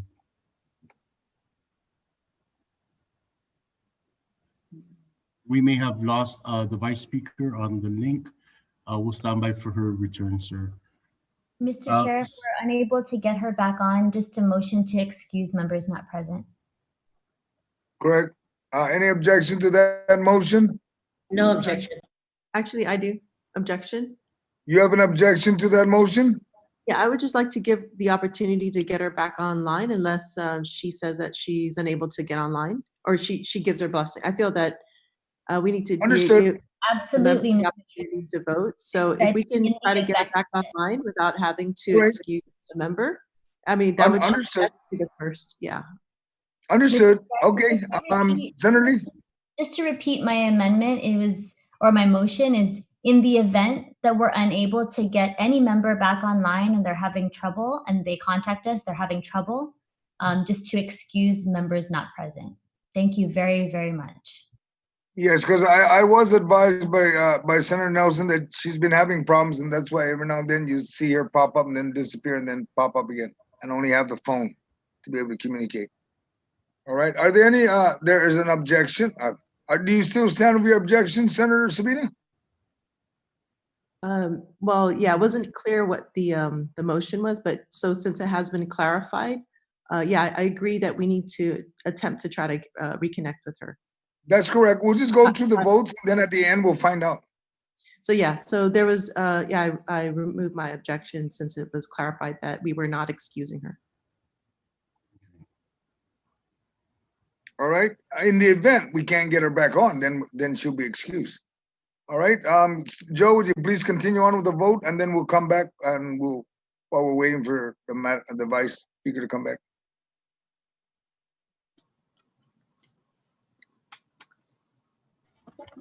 Okay, continuing with the vote on the withdrawal of the amendment. Senator Perez. Again. Senator Perez, aye. Senator Torres. Again. Senator Torres, aye. Senator Taitagui. Ingen.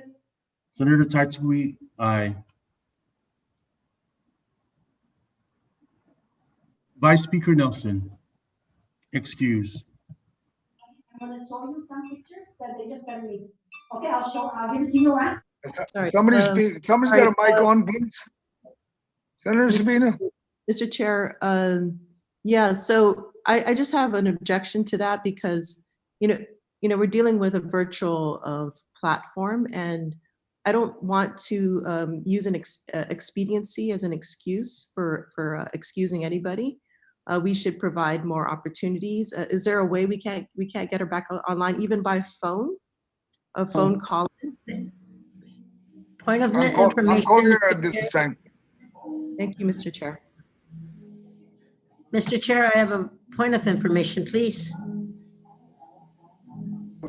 We're in the voting process, ma'am. Is it in reference to the voting?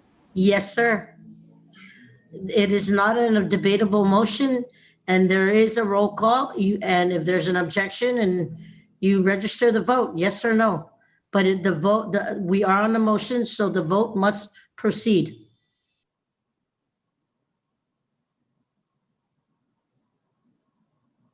Well, she's not answering her phone, so she must be really having bad connection. So we will continue to proceed. All right.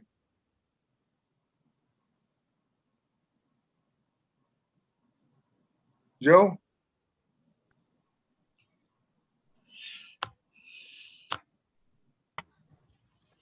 Mr. Chair, on the motion to withdraw, it received 14 aye votes and 1 excused absence. Thank you, my colleagues. I don't think I voted, or did I vote? I'm sorry. You didn't vote? Yes, Senator Moynihan, you voted Okay, after okay. Senator Castro with an aye, All right. aye vote. All right, so Mr. Chair, I'll make my other motion to, the No, amendment that's in place. No, Senator Lee will introduce that, and it includes she mentioned. Remember, you withdrew it, and Senator Lee is uploading hers. I think it should be on already. It just adds the out. Hers is to amend mine, I think, right? So I have to make mine first. So I'm gonna make it again. I made it earlier, but I make that motion again for this amendment to add that new section, and then I'll allow Senator Lee to, I think she wants to amend that.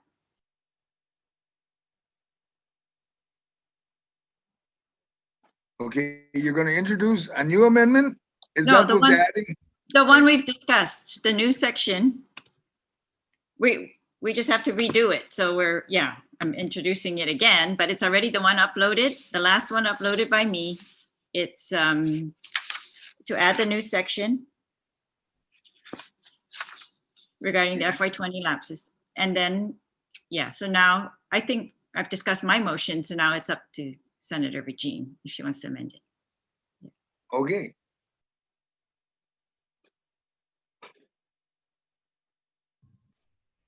Yes, Mr. Chair. All right. I've placed the Terlahi amendment with my amendment on it in our Zoom chat.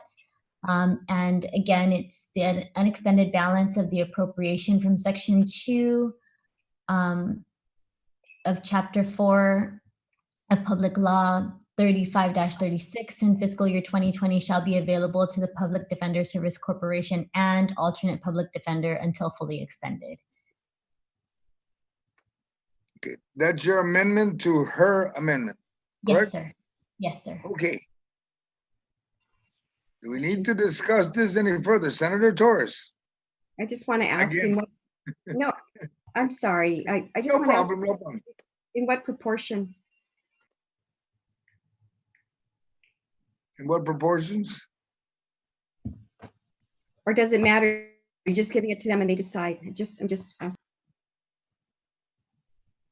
I guess the intent is to just give it to them and have them decide, but if we want to make it clear, it could just be in the same proportion as the allotments that, or the appropriation that's given. So let's say, for example, I'm not positive on the numbers, but let's say, for example, 70% goes to Public Defender Service Corporation and 30 of that goes to the alternate public defender, then this designation would be in line with that for those two agencies.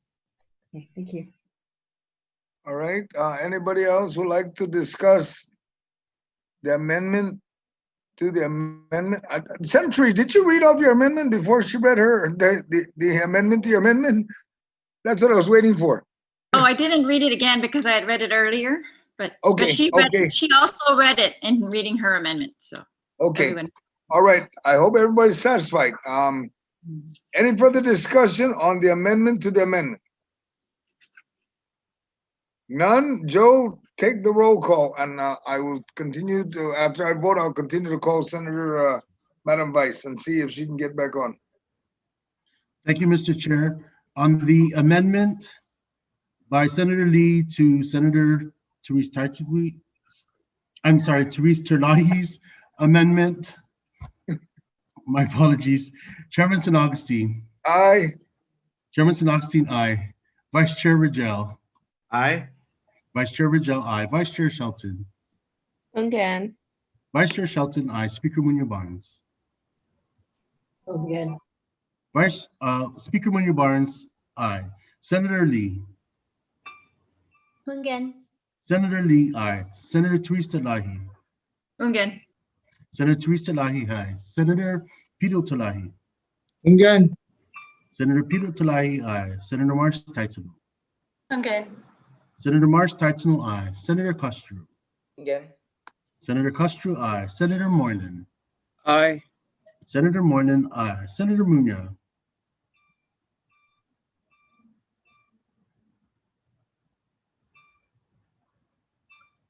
Sorry, excuse me. Hungan. Thank you. Senator Munoz, aye. Senator Vice Speaker Nelson. Excused. Senator Perez. Again. Senator Perez, aye. Senator Torres. Nay. Senator Torres, nay. Senator Taitui. Again. And Joe, my middle name is Teresa. Thank you, Senator. Senator Taitui, aye. Mr. Chair, the amendment to the amendment received 13 ayes, 1 nay, and 1 excuse.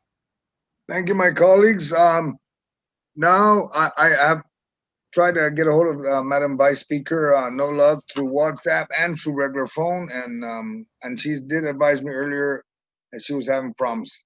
All right, so we'll move along to now to the amendment as amended. Does anyone want to make any discussion to that amendment? There, Senator Torres, ma'am. Just that I object, that's all. All right, thank you. Anyone else would like to speak? Looking for hand, waving hand. There being none, all right, well, let's move to vote. Thank you. Joe, let's go. Let's roll call. Yeah, I just in closing want to say only that, Alright. you know, it's tough all around and it's tough to, you know, yeah, I just want to make sure that if if these agencies, they are very small, and if they have to do, you know, our defense for us, that our justice system's only going to work better if they are fully funded to fully service the clients. So thank you to all my colleagues. Thank you, Mr. Chair. On the amendment as amended, Chairman Agustin. Aye. Chairman Agustin, aye. Vice Chair Rigel. Nay. Vice Chair Rigel, nay. Vice Chair Shelton. Aye. Vice Chair Shelton, nay. Speaker Munya-Barnes. No. Speaker Munya-Barnes, nay. Senator Lee. Hungan. Senator Lee, aye. Senator Therese Talahi. Again. Senator Therese Talahi, aye. Senator Pito Talahi. Aye. Senator Pito Talahi, nay. Senator Marsh Taitano.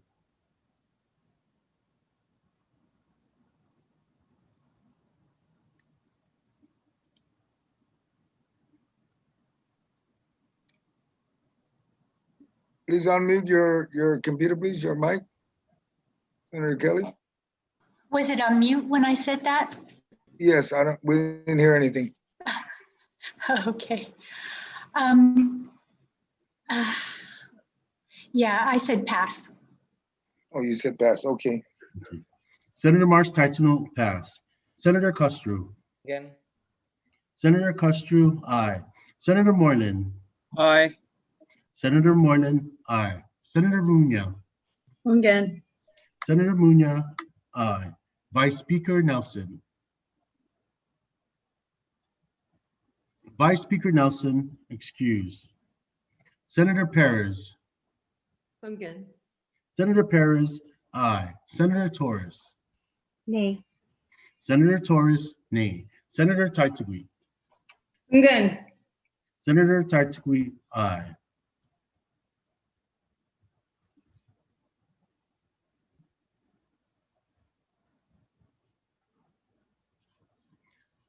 Senator Marsh Taitano. Hungan. Senator Marsh Taitano, aye.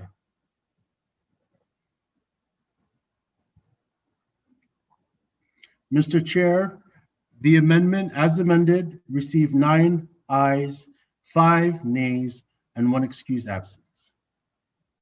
All right, thank you, my colleagues. Motion passes. It'll be engrossed into the budget bill. I think that, thank you. I think we've completed page 97. We will now move to Mayor's Council of Guam. Pito, you're the oversight. I'm looking for, is there any amendment, my colleagues, so we can discuss the Mayor's Council? Wait until you're. I'm looking through the system. If anybody has one that. Do I have one there? Wait, Joe, Senator Pito, do you have anything, any amendment for the mayors before we? Joe, not an amendment, but I'm just kind of I just wanted to point something that I'm really on the issue of the budget, and I want to address this concern over to Stephen or Steve. Is that in reference to the mayors, please? Yes, it is. All right. Okay, Steve. You know, Mr. Chair, on the 2021 comparative substitute bill, right? They had mentioned 9,803,71, and on on chapter 8 on line 15, the total is 9,267,270. And if you really look at the numbers, I wonder, there's a difference of $531,801. And I just wanted Steve to answer that. Why is that? Yes, Senator. If you kindly look at the total on line 15, it does say 9,267,270, which includes the general fund, the highway fund, and the tourist attraction fund. But you also, if you look down,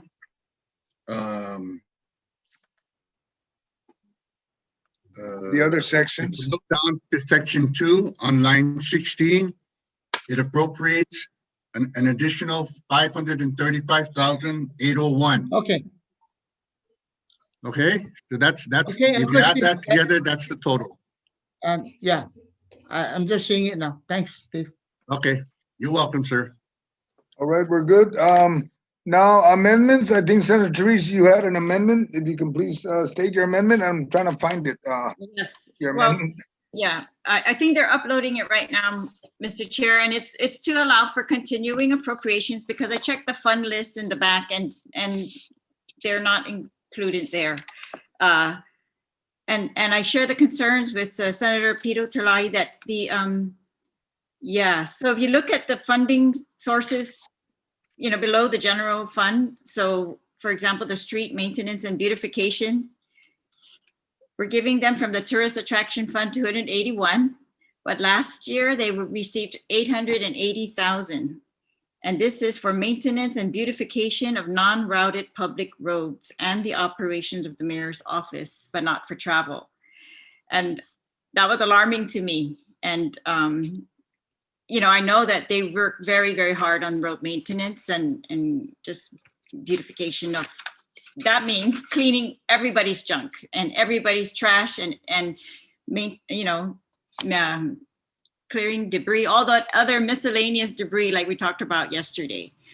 And then if you look at section 4 of the bill is the island-wide village beautification projects.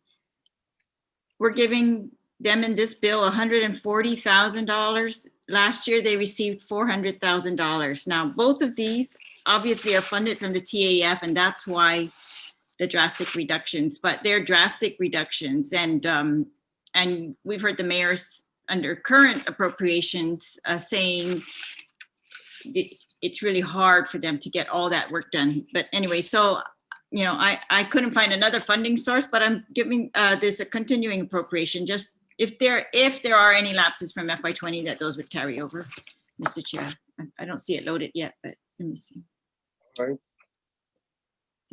Okay, I can read it to you though. All right, please.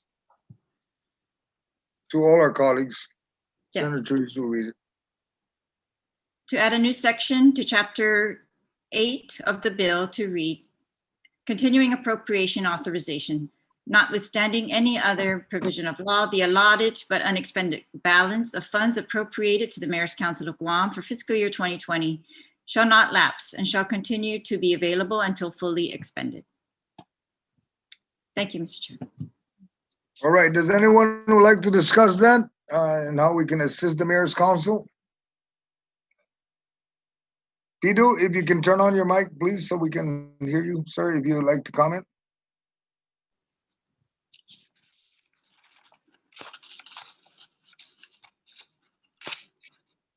Thank you very much, Senator Therese. You were gonna add it. All right. Does anyone else like to discuss that? If not, we'll move to vote.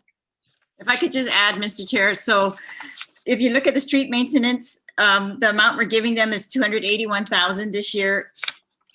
This is supposed to be divided by $20,000 per village, and I don't even think, and then the remaining balance distributed pursuant to road mileage in your village. But it looks like they might not even meet the 20,000 per village. So I'm just highlighting that. But thank you again. So I hope I get the support of my colleagues. All right. There's no hands waved. Joe, why don't we do a Senator Lee, please? Or is it in the chat? Is it available for us? Oh, we'll have to pause for a couple minutes. We're waiting for. I think there it is. Thank you so much, Mika. All right. You're welcome. We'll give it a minute for everybody to go over it real quick. It's your general. Good to go. Thank you. Okay. Everybody's shaking their head. I think there is no discussion on this one. Is everybody able to see it? If you, everybody can just nod that they have, and I'll be, Senator Munya, please. Oh, okay, no, okay, we're good.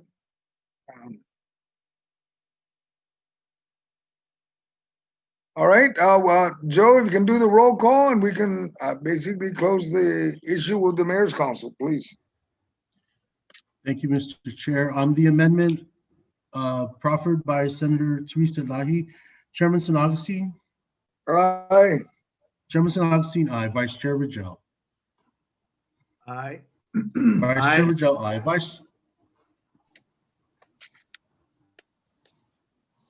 Vice Chair Rajel, aye. Vice Chair Shelton. I'm good. Vice Chair Shelton, aye. Speaker Munya Barnes.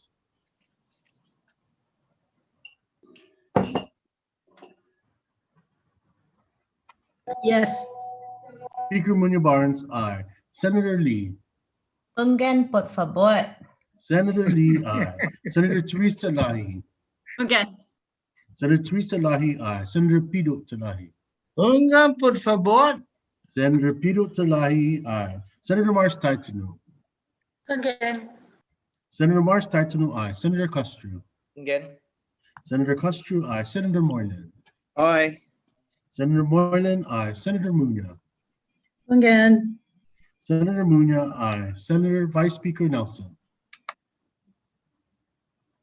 Vice Speaker Nelson, excused. Senator Perez.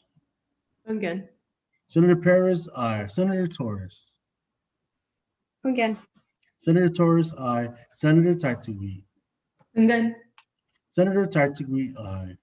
Mr. Chair, the amendment received 14 ayes and 1 excused absence. Thank you, my colleagues. That amendment will be engrossed into the budget bill. We will now move to page 101. Okay, and that closes the mayor's council. That's the OPA, Office of Public Accountability. And I know I'm almost sure I saw one from the speaker. She has an amendment to that. Madam Speaker, if you could speak to that, that's about the continuing appropriation. I'm looking for it again on my phone, so nonetheless, you're not going to introduce it. Is this for the OPA? That's correct, ma'am. Give me a second to. And I would ask Joe if you can get Mika to please upload the that amendment.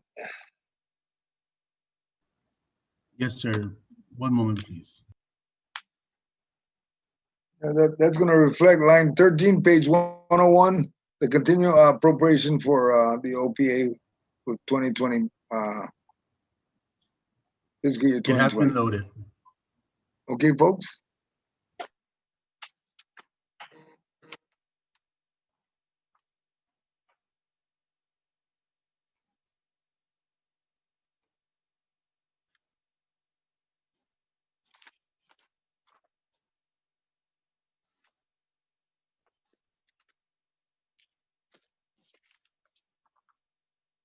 Mr. Chair, if I can get some assistance, at least to read the amendment, because my computers literally keep saying it's unstable.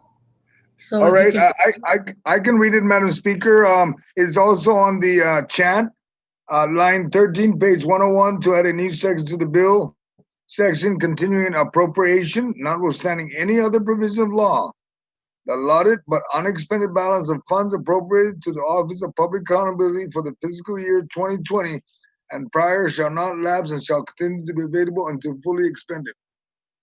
My colleagues, Madam Speaker, are we good? Thank you, Mr. Chair. Yes, thank you, Mr. Chair, for reading it. And I just want to share to my colleagues that the OPA had a vacant position from the beginning of the fiscal year until, and it wasn't until June that it was filled, and the savings from that was about 40,000. And given that the OPA has been conducting additional audits and is required to also audit the CARES Act funds. And as you may remember, They had refused to get CARES Act money to avoid any kind of conflict. He's just counting on the OPA is just counting on the 40,000 to sustain the operations. And I'm hoping that my colleagues will consider the efforts for the Office of Public Accountability. Cecil Masi. All right, thank you. Does anyone like to discuss that? If not, we'll move to vote. I don't see any hands. That means we're gonna go ahead and discuss it. Vote on it. Joe, please do the roll call and let's vote. Thank you, Mr. Chair. On the amendment by Speaker Munya Barnes for line 13, page 101, Chairman San Agustin. Aye. Chairman San Agustin, aye. Vice Chair Rajal. Aye.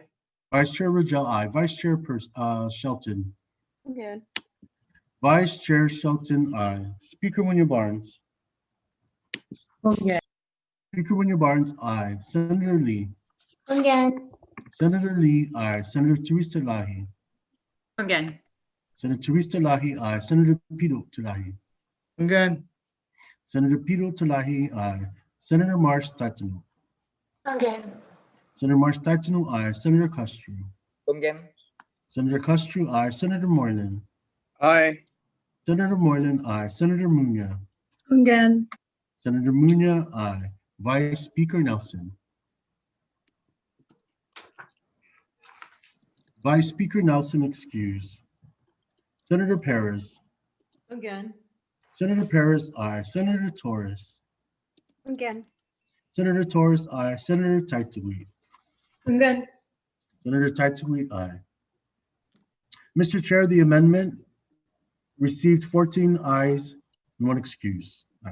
All right, thank you, my colleagues. That completes the page 101. We now move to page 102, Guam Board of Accountancy.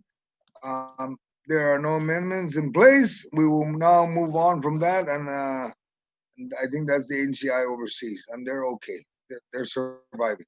All right, we'll move now to page 103, and this is at the end of all the major chapters before we get to miscellaneous and administrative. And then we'll be going back to all the bookmark and closing that and moving forward to the miscellaneous and appropriation. Okay, and then we should be ending this afternoon. GVB, I think I saw Senator Therese, but I also saw Senator Lee has an amendment that she wanted to proffer. Senator Therese, if you want to speak to that. Sure, Mr. Chair. So GVB, as everyone knows, we are really suffering in the tourist industry right now. So the estimated TAF revenues is only based on 400,000 visitors compared to over 1 million. And so the TAF revenues, of course, were drastically reduced. And the appropriation to GVB in this bill from OFB is about $18 million less than what was appropriated to GVB in FY20. So their appropriation going forward is only about 9 million. And I think if we adjust that for bond payments, it's only going to be 6 million. It's a really impossible budget, but they seem very optimistic that they're going to work very hard and try to raise it. And there's an amendment, a section of this bill that allows them to, on top of this appropriation, receive 80% of any TAF that they can help bring in during fiscal year 21. And so they feel optimistic that that is what's going to help them out to survive this year and to be able to market Guam appropriately and keep our destination as beautiful as possible for our visitors. So I have a couple amendments, Mr. Chair. My first would be just kind of to clean up. I think we need to remove section 3 of the bill. It says authority to transfer. This is, I think it's a carryover from last year's budget where we had outlined specific amounts for marketing, for destination management, and other activities of GVB, but we're only giving them a lump sum in this bill. So this transfer authority is not really relevant anymore because they're getting a lump sum already. They're going to be able to use it however they see fit. Right. So just to clean it up, I was going to move to delete section 3. All right. Do you have that amendment, ma'am? Is it not there? Okay, hold on. Okay, but we do have an amendment from Senator Rigel. All right. Is to update the numbers also because of the bond, and that hopefully they'll get the savings from the bond, and then they'll be able to recover and move a little bit up. Mr. Chair, point of information, are we still on motion to delete section 3? No, we haven't seen the amendment yet, so well, it hasn't been uploaded yet. I'm asking that maybe Senator Therese, if it's okay, we can go to Senator. Sure, and if we could come back to me, I have Yes. other amendments also for GVB. Thank you, Mr. Chair. Yes, Senator Rigel, if you can please proffer your amendment, please. Yes, thank you, Mr. Chair. One moment. Okay, this is just to, it's basically to clean up the numbers here. Again, if you recall, there was the issue with the debt service for the refinancing of the hot bonds.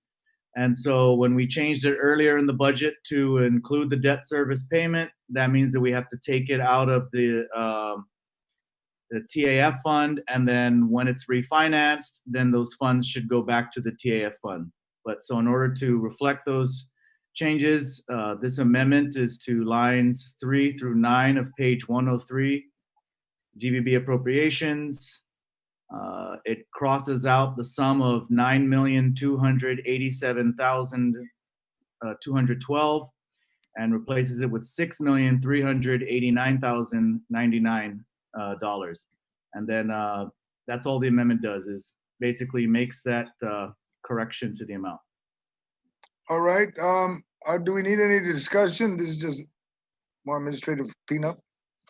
There being none, why don't we go ahead and we move to vote? Joe, if you can please do the roll call and let's vote on the GVB's on that amendment, please.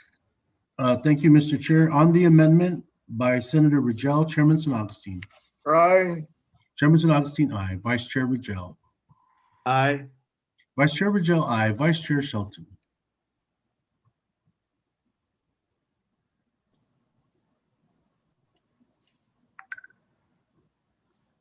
Vice Chair Shelton. Ungan. Thank you. Vice Chair Shelton, aye. Speaker Munoz-Barnes.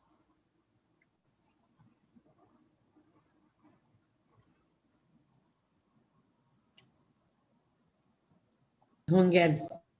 Speaker Munoz-Barnes, aye. Senator Lee. Again. Senator Lee, aye. Senator Therese Talahi. Again. Senator Therese Talahi, aye. Senator Pito Talahi.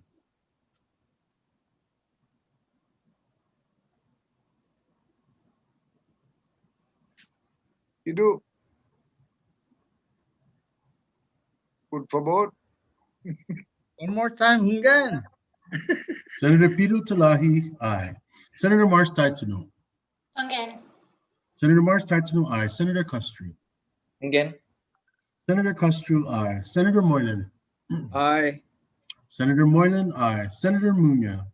Again. Senator Munya, aye. Vice Speaker Nelson.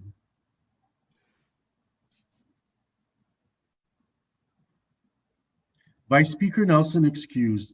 Senator Perez. Again. Senator Perez, aye. Senator Torres.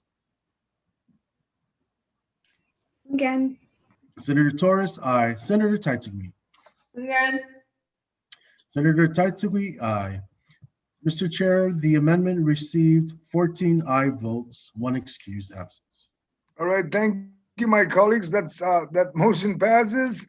You've been engrossed in the bill. I see 2 amendments, one proffered by the speaker and Senator Lee, but they're almost identical. So I don't know which one would use it. If I can continue, Mr. Chair, where I was.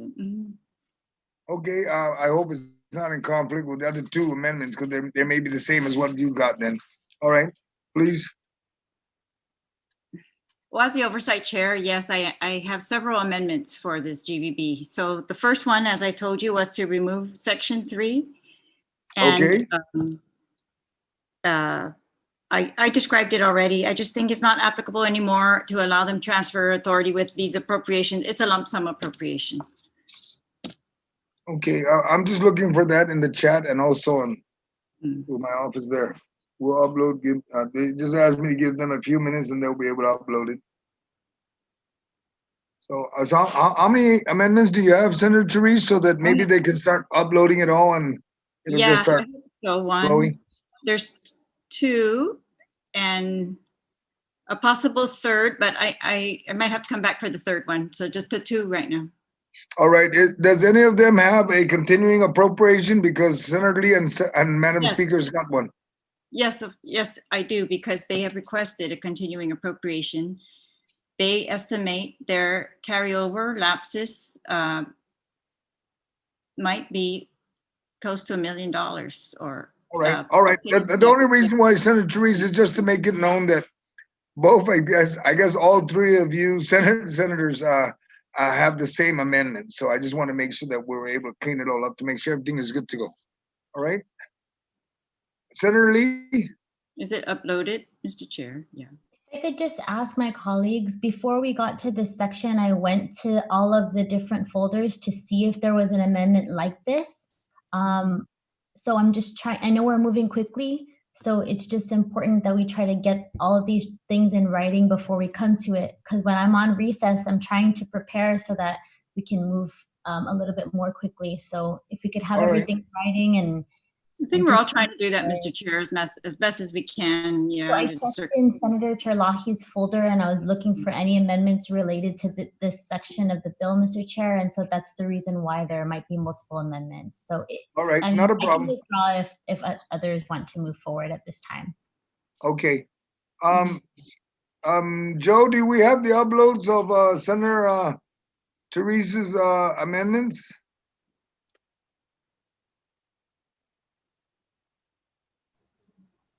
We are uploading one of them at this moment, sir. Okay, and which one is that one? Is that the one with the deletion of section 3, line 15 on page 103?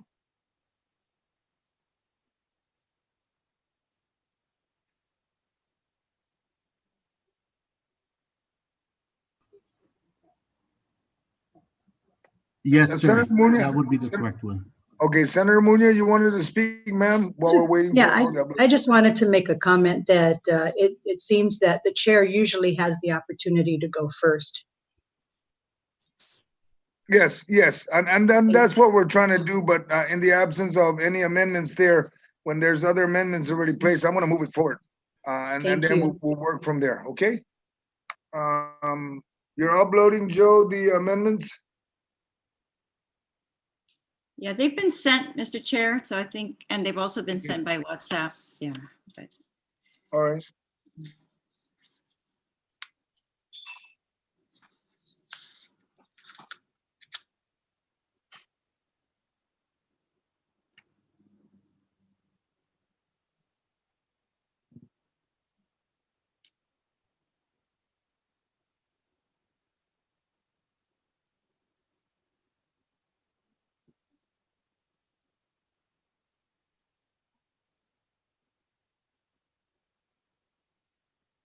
Why don't we go in and take a 3-minute or 4-minute break, a recess while we're getting everything uploaded?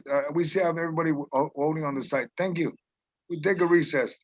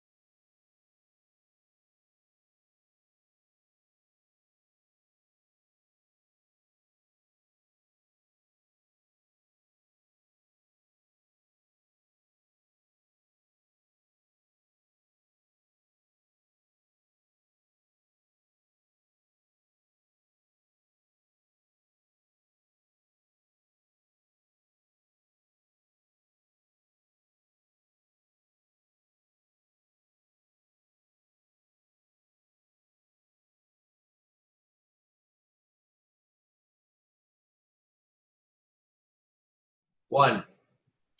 All right, thank you, my colleagues, for your patience. And to the people of Guam, we're back from recess. If I'm correct, it should have been uploaded. I hope everybody's able to see the amendments. The first amendment would be to strike section 3, line 15, page 103. Does everybody see that? Unless I see a hand saying no, they don't. I'm gonna take it that they're able to see it. Senator Therese? Yes, Mr. Chair, thank you. Again, it's just to delete section 3, so the amendment form shows that section 3 is struck out in its entirety. That's a transfer authority not needed because of a lump sum appropriation. All right, do we need any discussion on that? I don't see any need to. Joe, let's call for the vote. Thank you, Mr. Chair. On the amendment by Senator Terlahi on line 15, page 103, Chairman San Agustin. Aye. Chairman San Agustin, aye. Vice Chair Rajel. Aye. Vice Chair Rajel, aye. Vice Chair Shelton. Again. Vice Chair Shelton, aye. Speaker Munoz Barnes. Again. Speaker Munoz Barnes, aye. Senator Lee. Again. Senator Lee, aye. Senator Therese Terlahi. Again. Senator Therese Terlahi, aye. Senator Peter Terlahi. Again. Senator Peter Terlahi, aye. Senator Marsh Taitano. Again.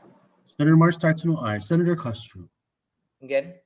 Senator Castro, aye. Senator Moylan. Aye. Senator Moylan, aye. Senator Munoz. Again. Senator Munoz, aye. Vice Speaker Nelson.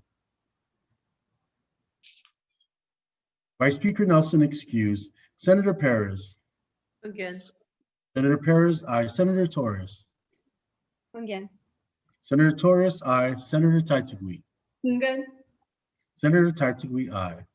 Mr. Chair, the amendment has 14 ayes and 1 excused absence. All right, thank you, my colleagues. That amendment passed. It will be engrossed in the bill.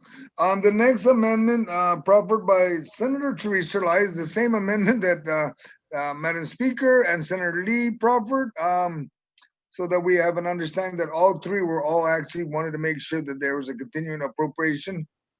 Senator Therese, if you can go ahead and read it, and I just want to make sure that everybody was recognized for their efforts. Yes, and I would like to actually add both of them as co-sponsors to this amendment, Mr. Chair. All right, thank you. If you can go ahead and read the amendment, and then we can. Sure. So it's to add a new section to the chapter 10 on page 103. It would read, continuing appropriation. Notwithstanding any other provision of law, the unexpended balance of funds appropriated to the Guam Visitors Bureau for fiscal year 2020 and prior shall not lapse and shall continue to be available until fully expended. All right, I don't believe we need a discussion on that one unless I see a hand. I don't see a hand. Joe, let's go to vote. Take the roll call. Thank you, Mr. Chair. On the amendment proffered by Senator Therese Terlahi, co-sponsored by Speaker Munoz Barnes and Senator Lee on page 103, Chairman San Agustin. Aye. Chairman San Agustin, aye. Vice Chair Rajel. Aye. Vice Chair Rajel, aye. Vice Chair Shelton. Again. Vice Chair Shelton, aye. Speaker Munoz Barnes. Again. Speaker Munoz Barnes, aye. Senator Lee. Again. Senator Lee, aye. Senator Therese Terlahi. Again. Senator Therese Terlahi, aye. Senator Peter Terlahi. Again. Senator Peter Terlahi, aye. Senator Marsh Taitano.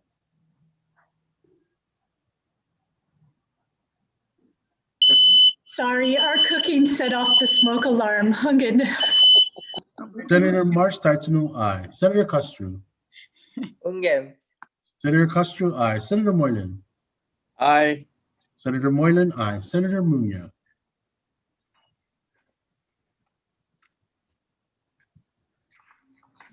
Again. Senator Munoz, aye. Vice Speaker Nelson. Vice Speaker Nelson excused. Senator Perez. Again. Senator Perez, aye. Senator Torres. Ungan. Senator Torres, aye. Senator Taitubi. Ungan. Senator Taitubi, aye. Mr. Chair, the amendment received 14 aye votes and 1 excused absence. All right, thank you.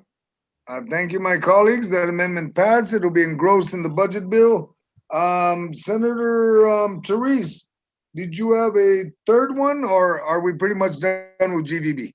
I'm going to say we're done. I'm going to add this amendment to the miscellaneous provisions, Mr. Chair. Thank you.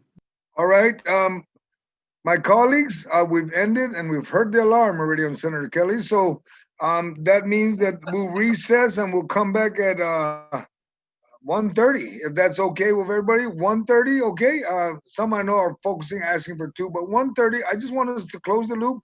When we do come back, my colleagues, we are gonna go back to the first page that was bookmarked. So we can close those and move on forward to the miscellaneous and administrative, okay? So that we'll be able to just swiftly go through, hopefully, and then we'll be done. That being said, we'll see you all back at 1:30. And thank you to the people who want for their patience. So 1:30 tomorrow morning? Just No, 1:30 this afternoon. Thank you.